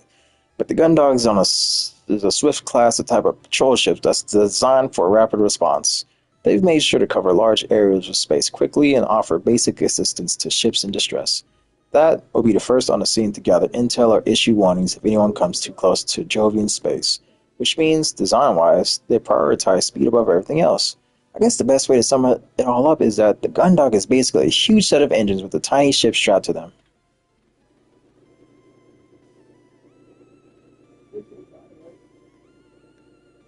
What are you going to do with a bunch of engines and a tiny ship? Bitch, you have any thrusters? Like, oh, that's reassuring. Oh, it's fine. It just means that there's no space for systems like motion dampeners or soundproofing. You'll miss it when you leave. Yeah, I'm gonna be missing all the loud ass fucking. Down that corridor is an armory where all the ship's firearms are stored. Normally, access has to be granted from the bridge, but since you're the security officer, you've got access coded into your keycard. Sweet. That way leads to the engineering block. From there, you can access the engineering room, the main computer, and most of the ship's systems. Although you won't be going anywhere near those systems if the chief has anything to say about it. Cool. Boo boo boo boo boo boo boo. Can I go in here? Let's get some guns. Hell yeah.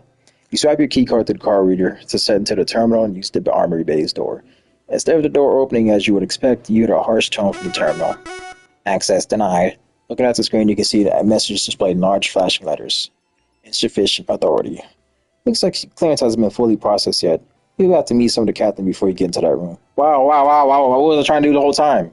Fucking, don't know, meet the captain. What was you think I was trying to do? There's an upside to these vibrations coming from the engines. Oh yeah? Check this out.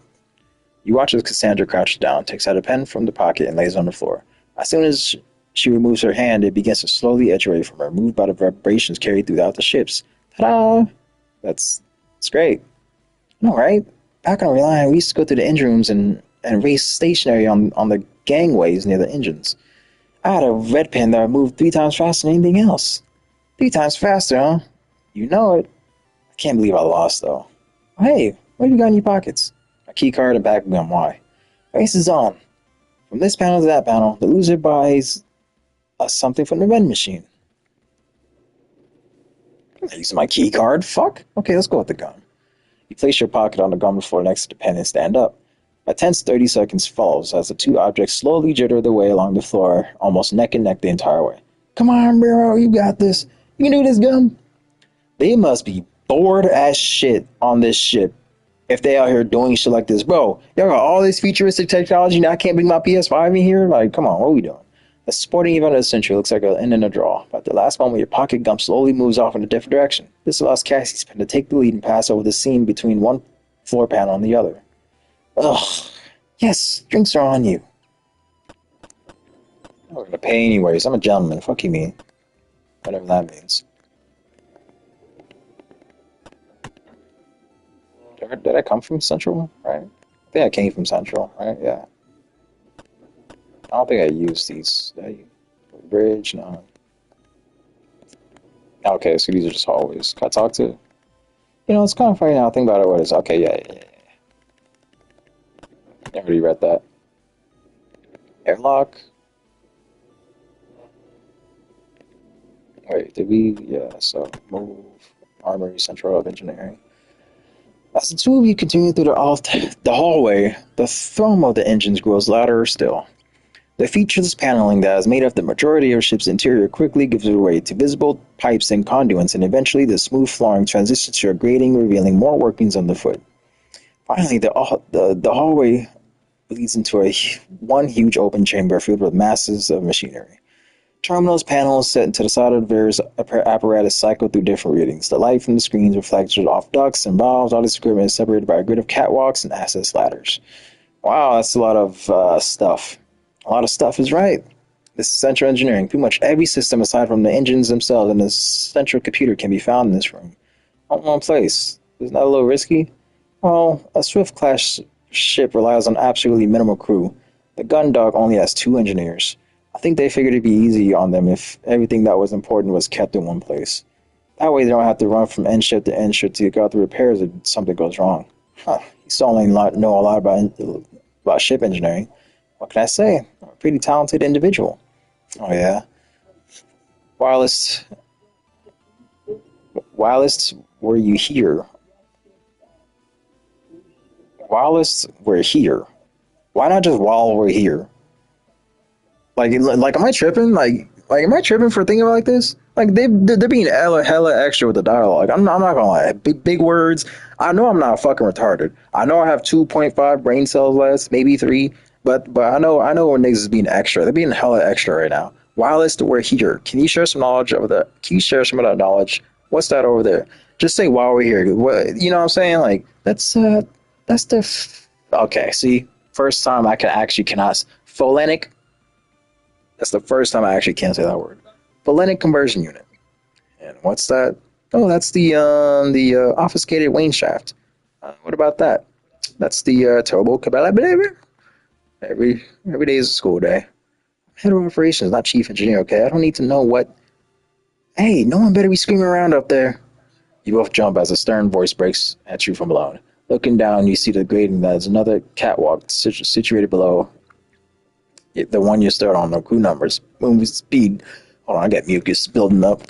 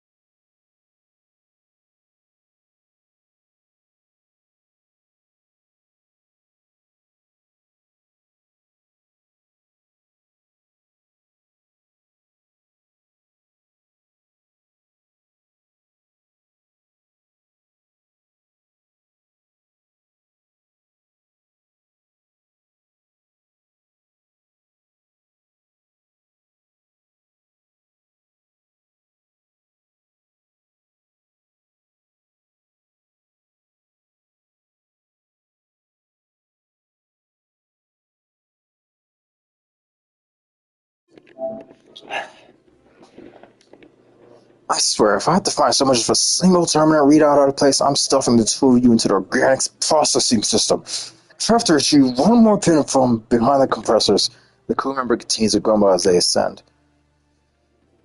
That's... Quinn, you better not be up here to tell me that your favorite pin has somehow fallen into the system block again. Ah, no, Chief. Got it right here. Damn straight you do. Now make sure you hang on to that one, or you're going to need someone to pull you out of the system block ahead. Bitch. Who's this?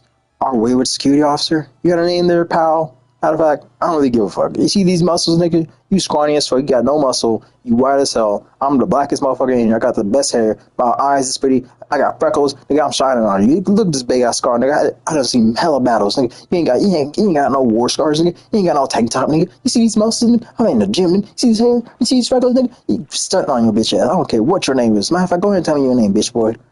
Quickly throw a sharp suit at the woman in front of you without even checking her rank first.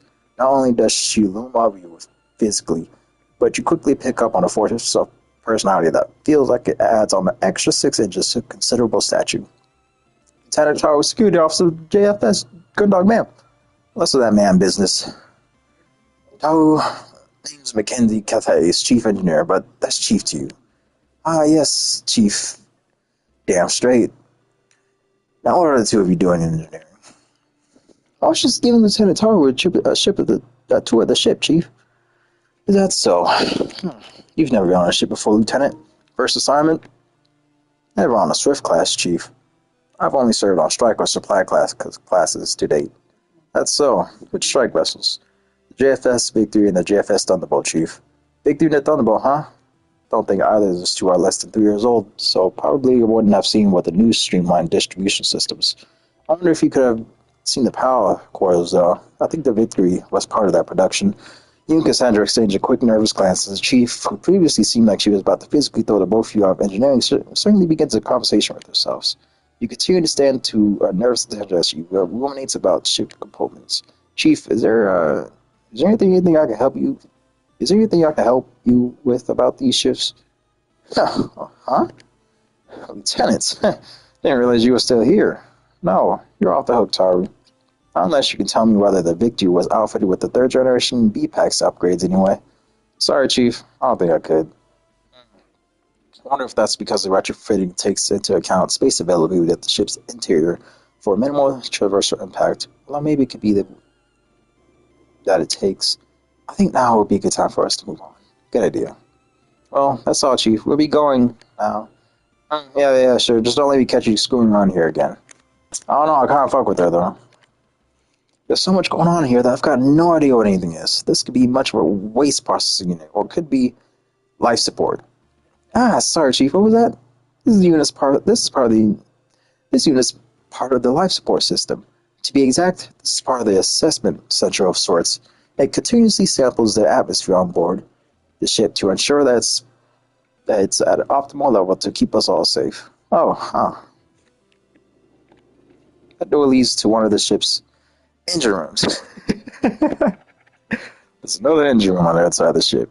It's not exactly the efficient layout when you're running tests on the systems, but it's what they thought would work best in terms of keeping a swift, compact. Oh, thanks, Chief. You should probably let the person who actually works here explain it. There's so much machinery in here that if Cassie says it's true, and that all the ship systems are packed in here, it could be anything. It's certainly giving off a lot of heat, though. Yeah, that's the power distribution module. Chief, it's you. What is it? Power distribution module. We're situated above the Gundog's main reactor, and this is the power system which distributes the power to all the ship's various systems. Nervous systems, the fuck? Oh, is that right? She just took off. That door leads to the central computer room. It's certainly the ship's mainframe. That's all the ship's terminals are connected to, but also runs the majority of ship's hardware. There's a primary access terminal located in there too that gives us access to that no other terminal on the ship offers. But for security, only the captain has use of it. Great, thanks for the heads up, Chief. Not one of them, nigga. Niggas like you might need to be getting murked in the street, cuz.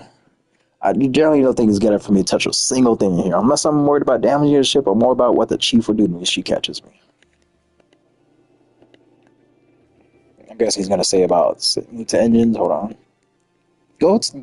That's probably just a door, anyways. Let me talk to Chief. Yes, Lieutenant. Hello, Chief. I was just stopping by to tell me, Taro. What is it that your ship security officer on the vessel with only 10 crew does all day? Oh, so that is because I'll tell you what a chief engineer does. A chief engineer spends every damn minute of the day trying to keep pace with all the systems on board this vessel, making sure that they're all running absolutely flawlessly. You know why? It's because if I don't, then it's a thin line between optimum comfort and a horrific death in the cold expanse we all call space. So I'll be frank, Lieutenant. Unless you're about to help me redirect these condensers while I refresh the primary moisturizer chamber, then I don't know what good is going to come from you hanging around in here distracting me. Understood? Yes, Chief.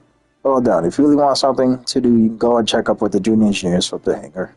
Kids probably slowed down since I last put the fear of the void into them. Wow. Fear of the void, huh?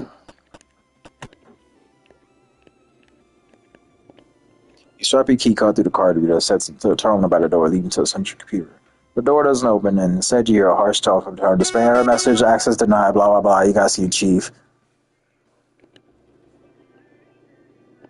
It controls a lot of sensitive functions, so only the captain and the operations team are allowed access. Oh, I don't think any of these ships have been on here at a computer system like this. The bigger ships usually have the computers distributed amongst multiple systems across the ship. But because they've also got larger crews, there's more that the people on board are responsible for. I think that's because their shift classes are so small that there's such a limited crew that they need to assign more functionality to the computer. Because of that, it's a lot more vital that no one screws around with it. I see. You said the operations have access. Can we take a look using your authority? Well, since the whole reason I'm here is that I didn't exactly take my responsibilities with the Reliant computer system seriously, the captains told me not to mess around with it. But that's not interesting anyway.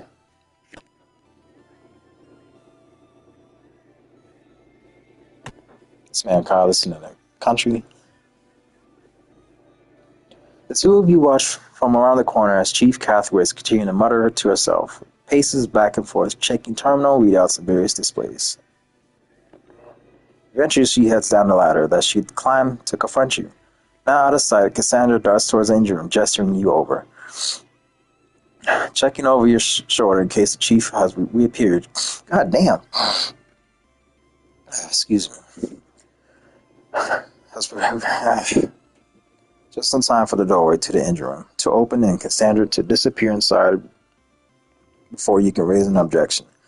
Well, it's got to be better than staying here with the chief. The room you find yourself in is the smallest size to the area you just left. But while it's stocked with a crammed full of huge range of machinery, this room is almost entirely filled by one colossal cylindrical device. Ooh, I'm exposing my reading level with playing this shit. The pulse of the engine is now a tangible sensation as the vibrations slowly shake your body. So this is the main engine. Well, one of them anyway. Like Chief said, the ship's outfitted with two of these. I see what you meant now when you said the gun dogs are a huge set of engines with the ship strapped to them. This thing's massive. I know, look at it. I felt like you could probably fit the rest of the ships in this room if an engine weren't there. That's because it's impossible to get the Higgs field distortion drive any smaller. Chief. Chief. I know how you said that so these engines are actually combination nuclear pulse engines, built around the Higgs field distribution drive. If the HFDD wasn't here, then this engine could be about 10 times smaller than it is. Although I hear that they managed to improve the efficiency of newer MPEs, so it's possible that the space saving here could be more like 11 times smaller. Could either of you two tell me how HFDD works? HFDD? High-functioning dyslexic dickhead? Higgs field distribution drive. What they're teaching you at the what are they teaching you at the academy?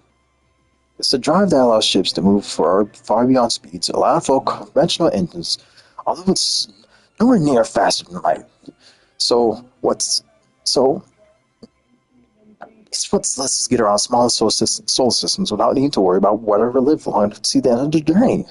Anyway, everyone here knows the existence of the Higgs field. It's what allows interactions with the Higgs boson that gives particles their mass. Oh, right. Yeah. Higgs particles, HFDD, highly functioning dyslexic dickhead. Yep. So, what the drive does is warp the field relative to the ship and those on board. By doing this, it displaces the mass to a different area of space, but within the same relative. As the chief continues with the explanation, you glance at Cassandra and you see a thinly veiled look of terror on her face. You can't blame her, as you feel much the same way caught in this impromptu lecture. Then because the particles retain a relationship with each other, the general perception is that things are the same as normal. If she really just explained warp driving to me, then I guess. However, from an exterior perspective, the lecture drags on. You quickly lose track of Chief's explanation. Although you recognize the words she's saying, you can no longer make sense of the context as they come from seem like a meaningless stream of sounds. Does that make any sense? Yeah, so the field is get the mass, which is pushed. No. The extricated conductive cortex provides the maximum field range. How do I put it? Okay, so imagine that space is a ketchup packet and you're the sauce. Right, so the sauce, now the distortion drive does, it's like a thumb on the universe of the packet. It moves the spouse around by changing the shape of the packet to push the sauce. The packet is the universe, run the sauce, and drives the thumb. Got it. You quickly glance back to Cassandra and meet her eyes. She's doing the same thing. You know for certain that neither of you have got it. And that's just why these engines have to be so big to house that drive. Oh, that all makes sense now. I see. Yes, definitely. Great. Well, now that you appreciate the science behind it, I won't have to throw you out here. Thanks, Chief. Anytime. Just remember, Lieutenant. Yes, Chief? Screw with anything and I'll throw you out of the airlock instead. Yes, Chief. Damn. Sauce? She got the sauce? Sauce? Sauce? Sauce?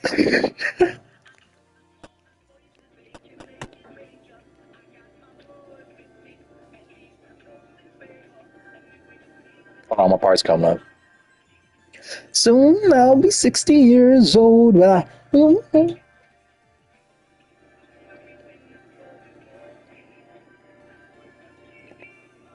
So, where's the sauce? Right. The universe is the packet. I thought that field was the packet. But then the field is the universe. Or is the universe the field? We're going to have some very theoretical, challenging meal times. One of the ship's two-engine panel needs big because the combination of a standard nuclear pulse engine and a Higgs field distortion drive. I think it's almost lost consciousness when Chief was explaining it to me.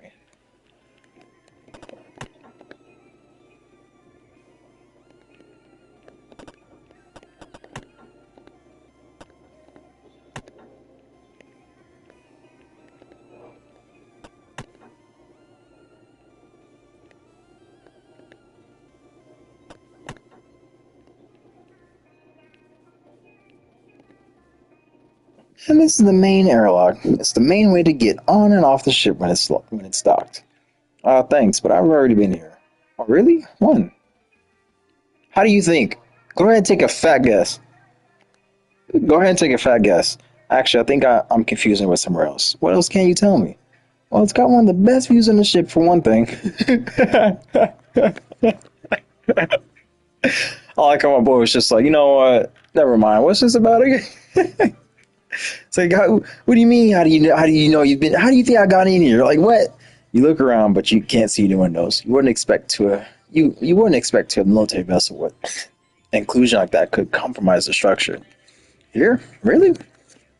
Yeah, really. Check it out. Cassandra strides over to the terminal, set into the wall next to the airlock hatch, and quickly begins typing commands into it. You hear a sequence of beeps and she stands back, gesturing proudly to the screen. Not too bad, huh? You look at the screen, but all you can see is a dark display with a few errant pixels suspending on it. Is that working? Of course it's working, look! You stare a little harder at the screen, and although it takes you a moment, you eventually realize that's an external feed! That's right. Normally you can only actually see out the gun dog from either the bridge or the hangar. But the ship's covered in small cameras for compact situations. You can access the feeds from the terminals around the ship. It's actually pretty cool. But isn't the view from the bridge or the hangar better, because they're actually looking out? Well, maybe, but there's always someone else. There's always someone else around. You never get the view to yourself. No one ever comes here, so it's so quiet. It's almost like you're out. It's almost like you're out there. I guess I can see what you mean. It's pretty quiet out this way, and with the fancy screen like that, it's basically a real view. I knew you'd understand. I'll have to command to your terminal access. That way you can come out here and see the stars whenever you want. Thanks. Appreciate it. Underneath that panel is a manual control for the external airlock hatch, just in case of a mechanical or power failure. I've had to open one on this power drill before. It's not that easy. Aside from the fact that it controls the airlock, it's a terminal like any other. Although with the silencer, I suppose this one's good for getting a little relaxing view of the stars. This is the main airlock room for crew use. It used to be loud and offload basic supplies and equipment, but everything else is brought in through the hangar lock. Though these spacesuits are for emergencies only, every crew member has an assigned suit that's stored near their main system. These suits are here in case of an evacuation when the stations are inaccessible. I really shouldn't be messing with that. The terminal alongside, control REs outside the ship, view the stars. I've got a few minutes I can spend some time stargazing. Yep, that's space, alright. I don't feel like walking out of space anytime soon. I'll leave these here where they are. So do you want to come to the airlocks a lot? So do you come out to the airlocks a lot? Define a lot. More than once for coming on board and once for departing. There's nothing wrong hanging out in the airlock. Sometimes you just need a bit of personal space. On a small ship like this, it's the only place you can really get some time to yourself. Even on a big ship like the Reliant, there's not many places to get away from everyone. I just find it really relaxing, you know? I'm this close to being out in space anyway, away from everything, everyone. Sometimes I feel like I was made to be out there, not cooped up in here.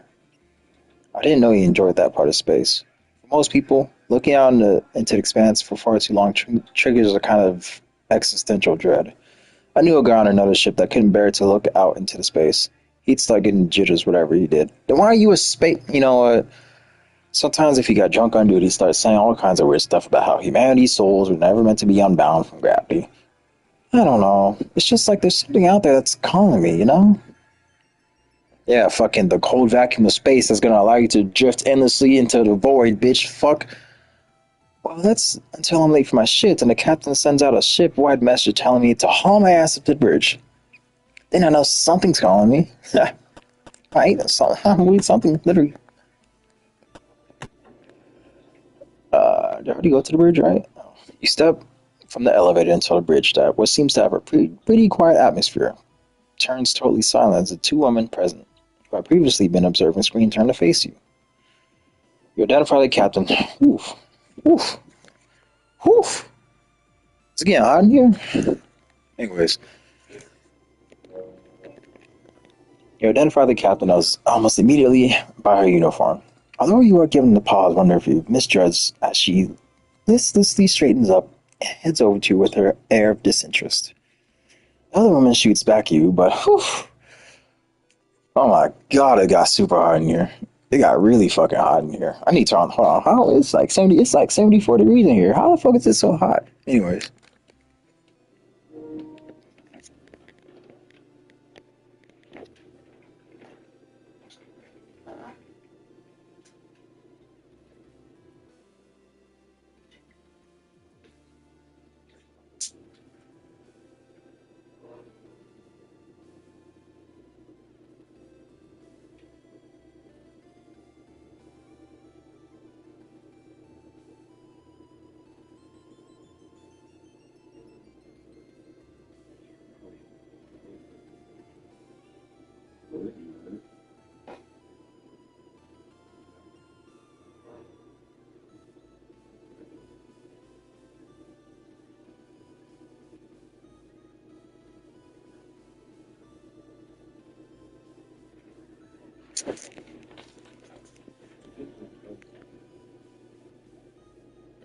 The other woman shoots you a look but remains seated in her station, quickly turning away when she realizes that you've caught her looking you away. Presumed from her position on the bridge, she must be a member of the operations like Cassandra. This must be the Vanessa she messaged. Lieutenant Tonkataru, entering the bridge and reporting for formal assignment, you declare, throwing a very sharp salute with Cassandra quickly following suit. Lieutenant Cassandra Twin, entering the bridge in a compliment. God fucking damn it! I'm so fucking stupid. You, you're taken aback slightly as you realize that you've hardly ever seen Cassie be serious about anything, even her position. Whenever she's had to talk about her assignment, it's always been dismissive or in a jokey way. You're so caught off guard that you almost miss the captain addressing you.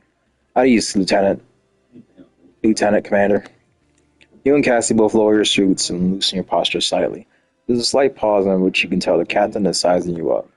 This informal assessment lasts a little bit longer than you're comfortable with until the captain releases a heavy sigh. Welcome aboard, Lieutenant. I was beginning to get worried that the notification we'd had you become on board had a system issue. I trust you haven't gotten too hard time finding your way to the bridge to introduce yourself. No, ma'am, I was just... You glance over to Cassandra, who's maintaining a complete straight face. We can check out anywhere you want before we head out there. Yeah, right. You fix your gaze straight ahead. This wouldn't be the first time that Cassandra's lackadaisical attitude got you in trouble with the higher-ups. I was just familiar myself with the ship, in case I came up with any queries I might feel to you. Oh, is that so? Well, anything you'd like to ask? No, ma'am. Very good. Well, I'm glad you can make it. Eventually. Slight shade. This mission is an urgent one, which is why we deported as soon as you came on board without formal reception.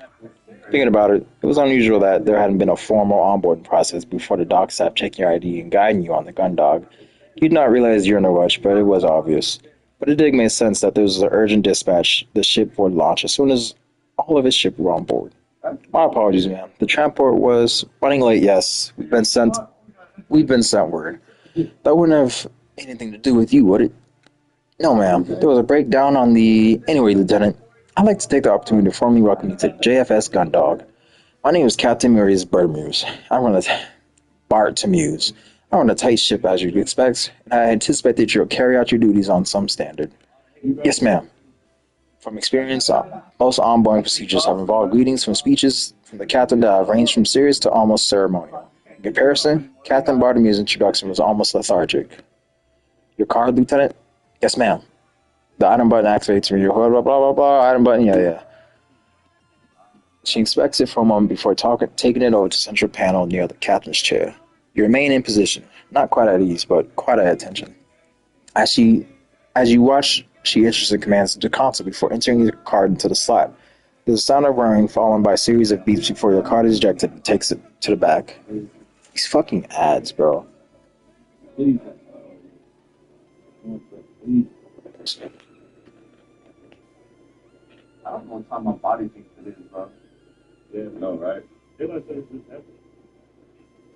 Oh, daylight savings just happened. Yeah. I don't know what time. What the fuck are these? Does Kai have his own commercials now? Yes, I got no time. What time is supposed to What the fuck is going on here? Why is Kefla so skinny? They're skinny as hell, anorexic. You think I'll get some muscle? Ain't she supposed to be Broly? Like, bro, throw some muscle on her. She don't need to be that skinny, bro.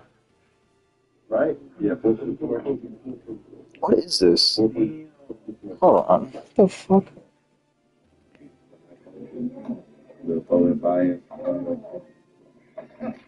I'm weak as fuck, bro.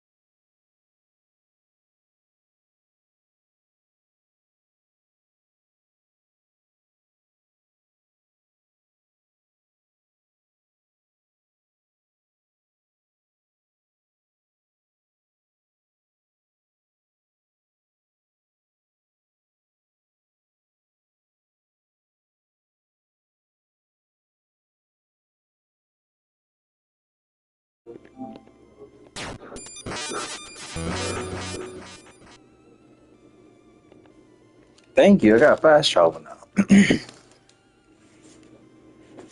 Hell yeah. With this, Lieutenant Toro, you can now have access to all areas and authorities befitting the ship's security detail. Your responsibilities begin with immediate effect. Thank you, man. You're also now authorized to take an appropriate electroshock weapon from the armory. If you have any further questions, then you know where to find me. Dismissed. Hell yeah. Alright, let's look around. The bridge is one of the few places on any ship we can actually see out into space. In combat, these windows are covered by blast shutters, and the bridge crew relies on sensors and small cameras mounted on the outside of the ship. Like you said 4 times already.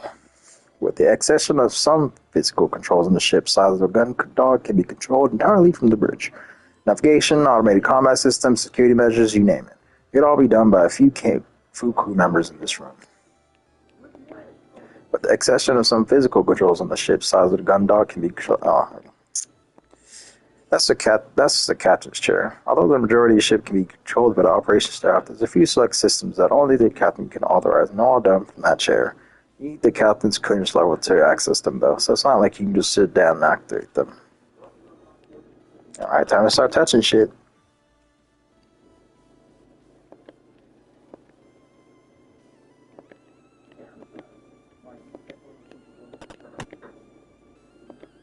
Yes, Lieutenant, how could I be of assistance? Cassie, you're being respectfully, Lieutenant Taro. I appreciate if you address me as Lieutenant Commander Quinn. Ah, I see. She said, we in the presence of the captain. You better speak formally. Yes, Lieutenant. Captain, I recently received my post as a gun dog. I was informed of my wrong, but I didn't receive the ship's briefing documents. If I may, what's the gun dog's objective? We've been alerted by another Swift-class patrol vessel, the O'Brien, about signals coming from the edge of our territory. The O'Brien is currently on a solo patrol in outer Chuan space, so we've been sent to provide backup support as necessary. Of course, if something were to attack two shifts is not as if they could put up much of a fight. Really, it's more of a case that we're out here to do that. If anything does happen, at least one vessel will be able to get away to warn the colony fleet. Ah, I see. Oh, did I just say that out loud? Yes, ma'am. Forget what I just said. That's an order. Yes, ma'am. Excuse me, Lieutenant. I'm currently on duty, so I would appreciate if you did not disturb me. Lieutenant Taru. Her name is really Lieutenant Lord? Damn, that's hard as fuck. Lieutenant Taru is the ship's head of security. Since I'm here, you can take the time to introduce yourself formally. Great. I've got this. See you in 5. So you're the security officer that Cassandra's been going on about? That's right, Lieutenant Tonkataru. Pleasure to meet you. Well, I'm Vanessa Lord. I serve on the bridge as part of the operations. Cassandra told me a lot about you. Is that right? What kind of... I'm disappointed that you're nowhere near as attractive as she made you out to be. Oh, is that right? I thought it was too good to be true. That some dashing officer would be transferred here, but at the last moment, instead we just got another lunk. I'm tired of these short-ass, fucking small dick-ass niggas, bro. They need to send some big 6'5", you know what I'm saying? You know what? I'll be honest with you. I'm bi. So they would say some big 6'5" ass bitch here with some big-ass titties, some fat ass that want to peg me. Hey, fuck it. Send that in here, too. But they keep saying these twink-ass femboys in here, and I'm sick and tired of it. If you haven't noticed by now, nigga, this crew is full of females. So you about to have a time of your life. And by a time of your life, I mean we're about to roast the fuck at you, put you in the group chat, and laugh at your dumb ass. Now get the fuck out of my face, you small dick-ass nigga. Whoa, how was it that you even got transferred here on such a short notice? I was looking over your records earlier, and you were mid-assignment on a Duke. Why would they transfer you instead of... Whoa, hey, look at the time. I think your break's over, Lieutenant. Commander Quinn, I think Vanessa needs to get back to her station. Of course. I hope this starts a productive working relationship between the two of you. Vanessa, I'll catch up with you later, okay? Just get out of here. Both of you, Cassie, I have some beef with you, but we're not going to talk about it. You, Lieutenant, Commander, Security Officer, Talker, Tohu, whatever your name is, you ugly as fuck. Get the fuck out of my face. Alright. Guess that's everybody. Function.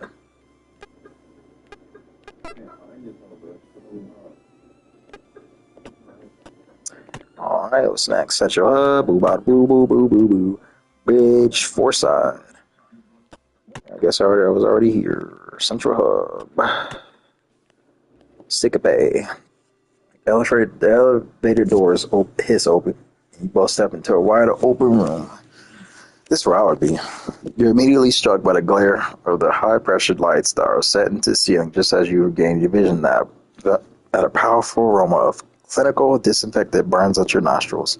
Look around, you can see the standard features of a sick bay, a set of beds that extrude from the wall on the side, and a large gallery window set into a wall on the other indicating the presence of a surgery wing. The walls are lined with cupboards and cabinets containing medical supplies and various devices sit on countertops. In the middle of the room is a large desk set facing the entrance. On the side closest to you, there are two chairs, and the other sits a figure that you almost mistake for a piece of medical equipment until they look up. Miss Quinn, excellent timing. I've just finished my analysis of your... Hey, Doc, don't worry about that right now. I'll give it to our new security officer. Very good, Mrs. Quinn. Hello, Lieutenant Taru. I'm the ship's doctor. Seth, let's give him a German accent. Very good, Mr. Quinn. Hello, Lieutenant Taru. I'm the ship's doctor. Cypherosodium. I've reviewed your file already, so please feel free to step by with any complaints. But since you're here, I don't know what accent I'm giving him, but fuck it, he's just gonna be old and have some type of accent. That's just it. He's just gonna be old and have some type of accent. But since you're here, Miss Quinn, I'd really like to talk about your gastro. Honestly, doctor, it's fine. We talk about it intestinal doctor later. Distress. Okay, doctor, a moment, please. Honey, if you could just give me a few moments with the doctor. Yeah, no problem. Cassandra grabs the doctor by his sleeves, dragging him over to the surgery room, yanking him through the door behind her. Once the door closes, you can't hear them, but you can still see the two-gallery window. You decide to turn your attention away and examine the nearby poster on space illness. Yes, thank you, doctor. I understand. So that includes my synthetic meats or carbohydrates. Understood. But as I've explained, the full supplies of nutritional shake powders that will serve as a balance or replacement for the meals from the food vendor. You should alleviate your doctor.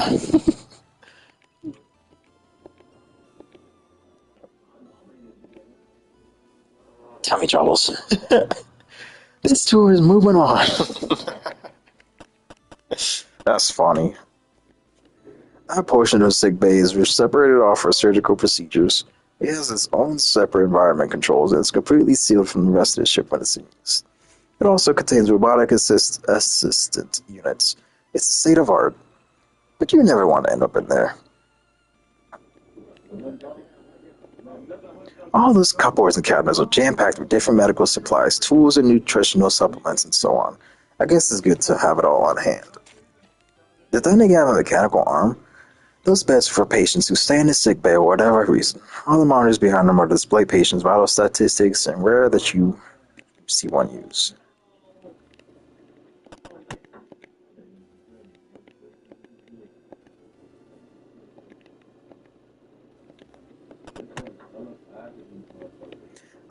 Lieutenant, are you feeling unwell? Oh, I'm feeling fine. Have you come to pick up any medication? Nope, I'm totally alright, thanks. Have you come in for a procedure checkup? Oh, no, nothing like that. Then, are you here to ask about my mechanical elements? What? No, of course not.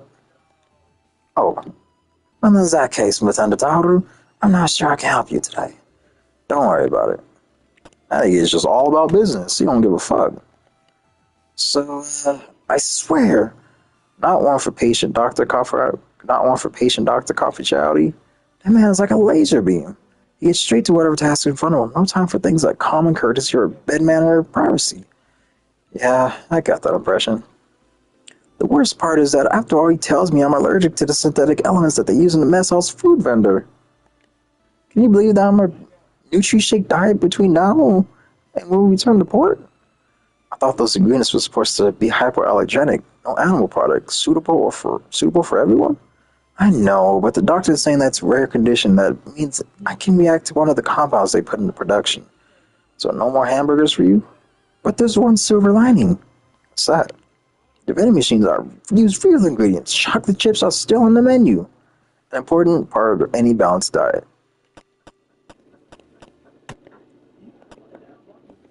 Alright.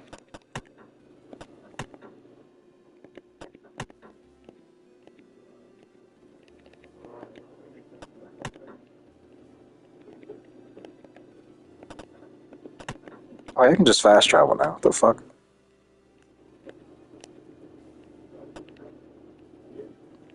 I wish I could read what's actually on the fucking screen.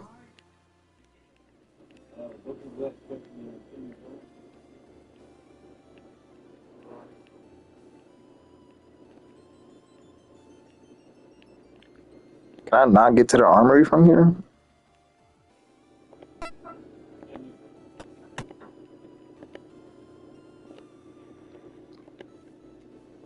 The first thing you notice about the armory is that the benches and lockers remind you of the changing rooms from the training center back at the military academy for Europa Colony. As you walk past them, you can take a closer look and realize that you're the exact same kind of benches that you use on larger ships you've been stationed on, which has sports facilities and changing rooms on board. Instead of sports clothing and equipment, lockers are filled with selection of combat gear, from body armor or electroshock weapons to a variety of small and light weapons. You know, this is the first time I've actually been inside of a ship's armory. That's not really surprising. It's only security detail that would have access. Even in a situation where ships expect to encounter an onboarding party, it's security's responsibility to distribute to operate to the crew in advance. It's to ensure that there's no panic or crew that don't get a hold of weaponry they're not trained to use. That's standard regulation. You should know that. Well, all I remember from my firearm training was when I dropped my electroshock weapon and accidentally zapped one of the other girls from the operations. Our trainer made me use a hand-cranked battery charger to recharge all the power packs as punishment. That must have taken forever. You bet. But you're seeing my gun show out the words pew pew. Which reminds me, the captain said I was authorized to collect my sidearm. I should get it while I'm here. You fuck. There's no need to about a real pain. I don't know. I wanted to act I'm like Rich, you know what the examiner is doing. The fuck? Am I supposed to get my weapon here? What the fuck?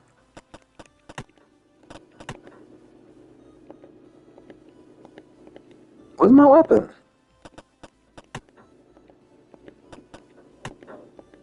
So, have you gotten to using any firearms? Why do you ask? Well, I know you're security, but you never tell me anything exciting.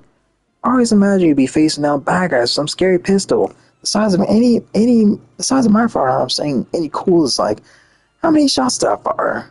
I don't know myself, but the question is, do you feel lucky, bub? You've been watching too many old movies. Aw, not even once. Most of my job has been dealing with crew members who get in a bit of techie after being cooped up in a ship for too long and start fights with each other. Even then, I just tend to break things up and talk them down. Most of the time, no one even ends up in the brig. You got to have something more exciting than that. Well, I knew you were excited in action here. Tell me. So this is the one pilot I found that someone at maintenance team had been trying to hit on his girlfriend. He got so mad that he got into his armored frame and used it to corner the guy into the hangar. No way.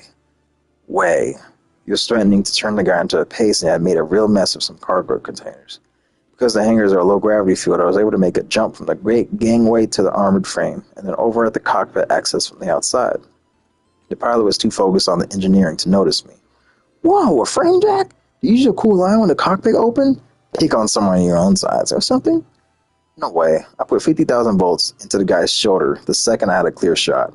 Oh, come on, you're no fun. Am I not supposed to get my shit here?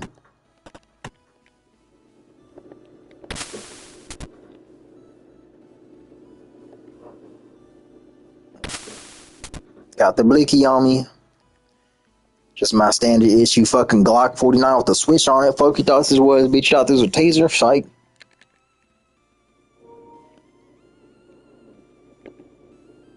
It fires a bar projectile that can diminish your battery. It's non-lethal, but more enough to stop someone in their tracks. I see.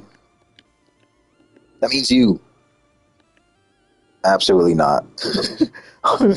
What is she thinking? Wait. What was she? Oh, nah, bro. This game freaky as hell, bro. What the fuck am I playing, bro? This game freaky, bro.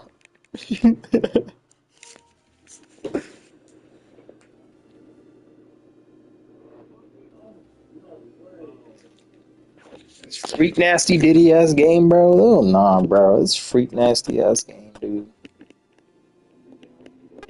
Move.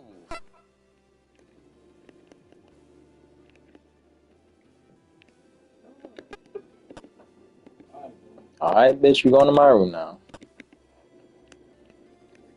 By the way, this is how I talk. I'm kind of an asshole, sorry. Not really that social, popular, all those type of things. Kind of things that you kind of get when you're autistic.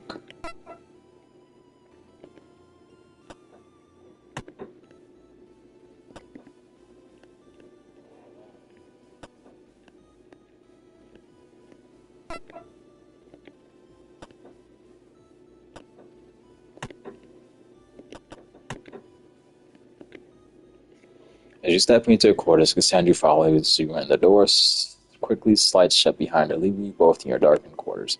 Oh, what's up? It's a little bit dark in here. Yeah, I turned the light off before I left. So we're just gonna hang out in the dark? Oh, well, nice try. I know what you're up to. Oh, that's not it. I just turned off the light before I went to...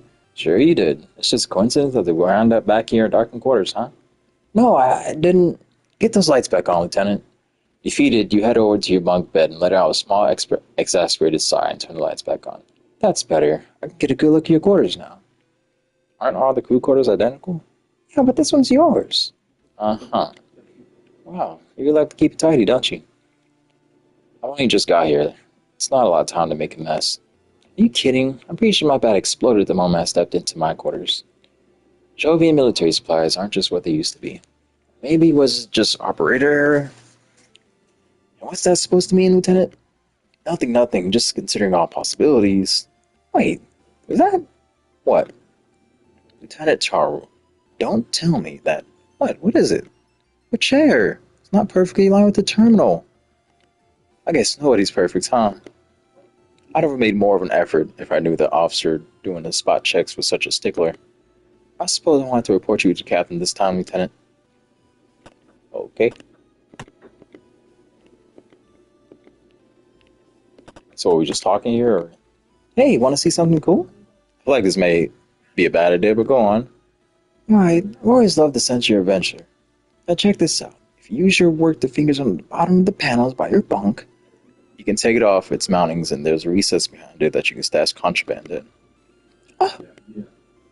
How about this floor panel? Did you know that if you use something strong enough, you can pry it open and it leads into a crawl space behind the decks that allows you to get into other areas of the ship? Yeah.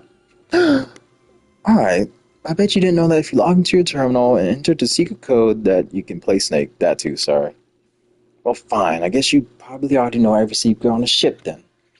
Well, not every secret, but I am a security officer. I've seen and caught every trick there is when it comes to contraband, crew break-in and infiltration rules or system exploits. It had to get pretty technical to get past me. Wait, how do you know all this? Oh, back to the tour. Snitching on yourself? Anyways, let's get... Hell yeah. Talker in the middle of the tour shit.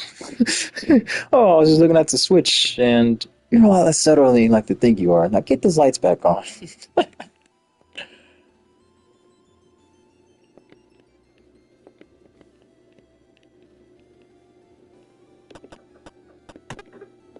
Dog, who else is there? With Cassandra leading the way, the two of you leave the quarters. Behind you step into crew quarters, step one. Cassandra pauses for a moment, looking left and right before turning back to you face with a smile on her face. Well, that's it, Tonka. Consider yourself officially acquainted with all there is on board, and only JFS Gundog. I hope you enjoyed the tour. I did. It's probably up there with one of my top 5 orientations. Top 5? Oh, okay, you're right. Top 3. What? Maybe a triple shift start your time on board Gundog is more to your taste. Well, that didn't happen to me on board my Thunderbolt, so if that did ever happen, I guess it'd definitely be my favorite orientation ever. What coincidence. Looks like your schedule is cleared until tomorrow morning. Oh, in that case, 5 stars great to especially the guide. Huh. So now that the tour's over and your duties don't formally begin until tomorrow, if you want, we can take another look at the anywhere on the ship, or even if you want, call it a day. That's up to you. I think I'll keep looking around. Roger that, Lieutenant. Let's go. But when you decide that you got everything figured out, it's probably best to head back to your quarters. You got a big day ahead of you. How you gonna tell me? All right.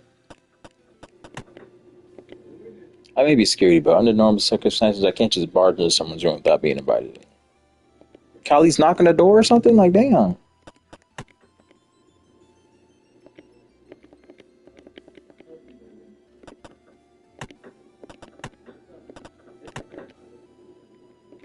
What do you mean? Here we are just hanging around the corridor like Perito. Shouldn't you be inviting me to quarters something to give me a tour? Oh, it's probably identical to a quarters, so. But it'd be good for you to see them.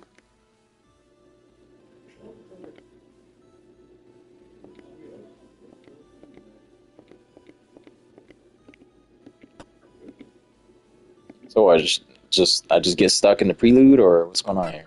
I'm trying to see Big Mama.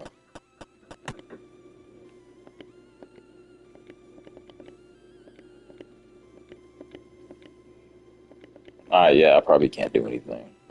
Where did what's her name go? The fucking the non-binary chick.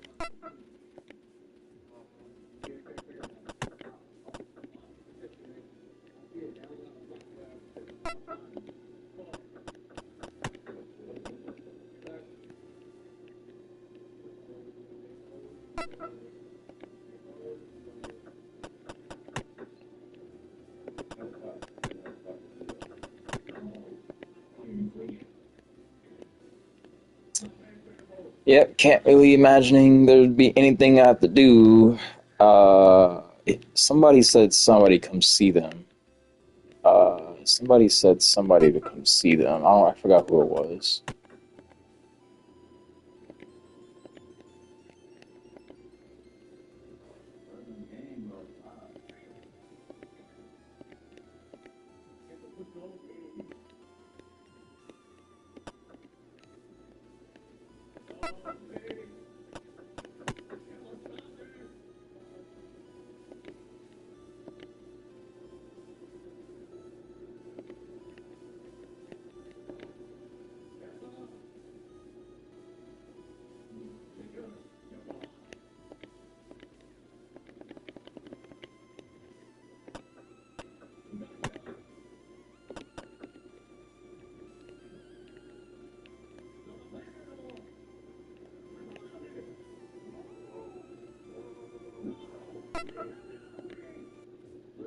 Oh, that's just a room.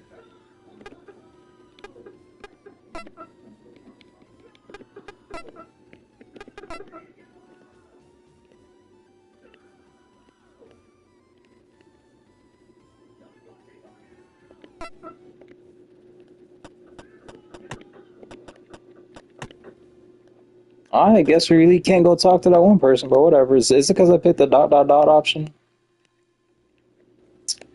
Whatever, I guess.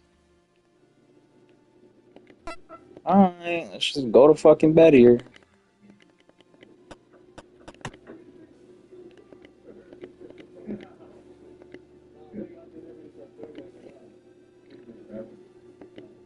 So responsible. I've got a late shift tonight, so maybe I'll get a nap in too. Okay, I'll see you soon then. Well, look who it is, the Kale Coward. You don't even need to look behind Cassandra to know who's standing at the entrance to the corridor. Although you recognize the mocking tone in your, the real giveaway is the nickname, the one you thought you'd escaped a long time ago. Hanson Cruz? Cruz? Hanson Cruz, or as you knew him, Kale 3, one of the members of the Kale Squad who had taken part in the battle. He'd been the only one to return. Even after that, even after that had only been after the ceasefire had been signed, for 13 hours after he'd launched.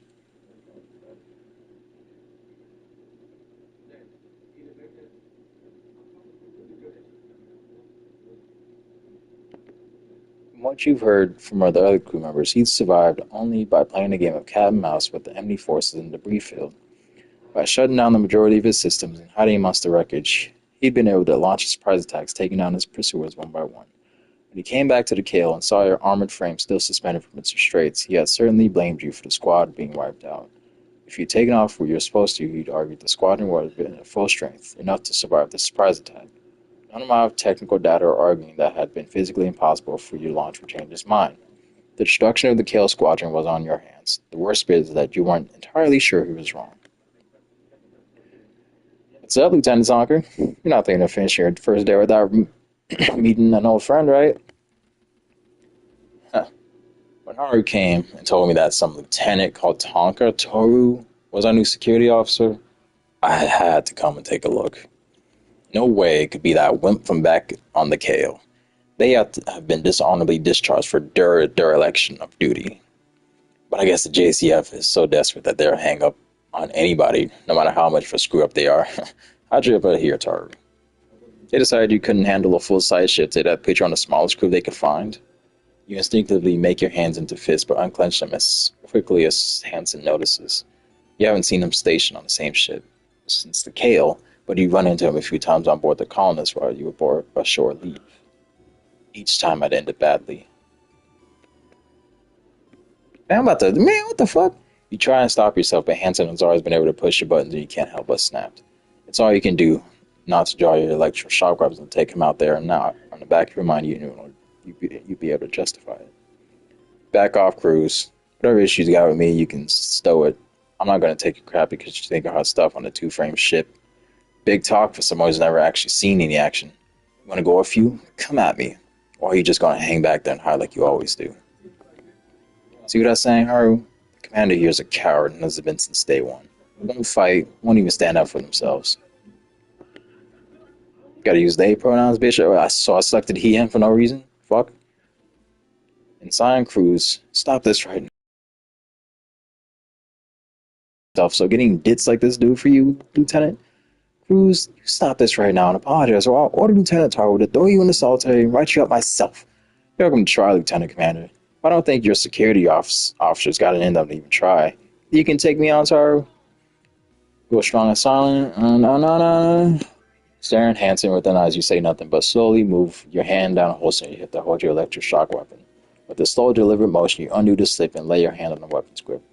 I suggest you do as Lieutenant Commander says and sign. I'm authorized to handle insubordination as I see fit, especially when it's hostile. Hansen steps past Cassian right up to you with his face inches from yours. He places his fist right into his left hand and cracks his knuckles. This shit is so fucking corny. He's so close to you that you can feel his breath face as he sniffs at you. I'm surprised, Lieutenant. I didn't think you had the guts to make a threat like that. But do you think you're fast enough? I'm the fastest draw in the West. You ever seen that one movie with I don't know. It's about this guy. He was boasting about how he's the fastest shot, right? They're gonna do a little contest about who's the fastest draw, right? This dude over here slowly reloading, counting from 5, 4, 3, 2, and then he just gets shot in the head. Bam. You ever seen that movie? Fuck it. Must be old then. Anyways, you don't get no bitches. You don't get no. Come on, Lieutenant. What's it gonna be? You're gonna show me who's boss on board this ship? You're gonna make me obey that order? Or you're gonna let everyone down again and show the Lieutenant Commander he's just as much of a screw up as she is? You take a deep breath and, oh yeah, fuck it. You feel a white bolt of anger shoot through you. Without thinking, you clench your right up to snap your whole body to left, bringing your fist up to a tight arc. It connects neatly with Hansen's jaw, and the pilot staggers to his right, falling to a nearby wall. Tonka, stop it! Almost bent double, Hansen pushes himself away from the wall using his right hand, while slowly dragging him back to his left across his mouth, smearing the blood from the split across his cheek. Hell yeah. Ding, ding, ding. He pauses briefly, then without warning, hurls himself at you, catch you off guard, and knock you to the floor. Before you can recover, Hansen is upright and grabs you by your collar. With no time for you to react, he throws back his right arm and brings his fist down you to a savage blow, following up with another and another. Your head is ringing, and your vision is blurred, but before he manages to get another punch in, you swing your right elbow to the crook of his left arm, breaking his hold on you. With Hansen thrown off balance. You push back and grab his jacket using leverage to wrench him to the ground. Round two. Bing, bing, bing, bing, bing, bing, bing, bing, bing, bing, bing. Bitch ass nigga, bitch ass nigga, bitch ass nigga. Bing, ow, bing, bing, bing, bing. We gonna keep punching forever. Fuck it. I'm never getting off the screen. I'm never getting off the screen. Bing, bing, bing, bing, pussy, bing, bing, bing. Fuck you. Fuck your yellow hair. Fuck your little slick ass jacket. Fuck your dog tags. Fuck your gloves. Fuck your little corny ass. Bing, bing, bing, bing, bing, bing, bing, bing, bing. You little rip off of fucking Ken from fucking what is that? Fatal Fury? I don't fucking know. Bing, bing, bing, bing, bing, bing, bing, bing, bing.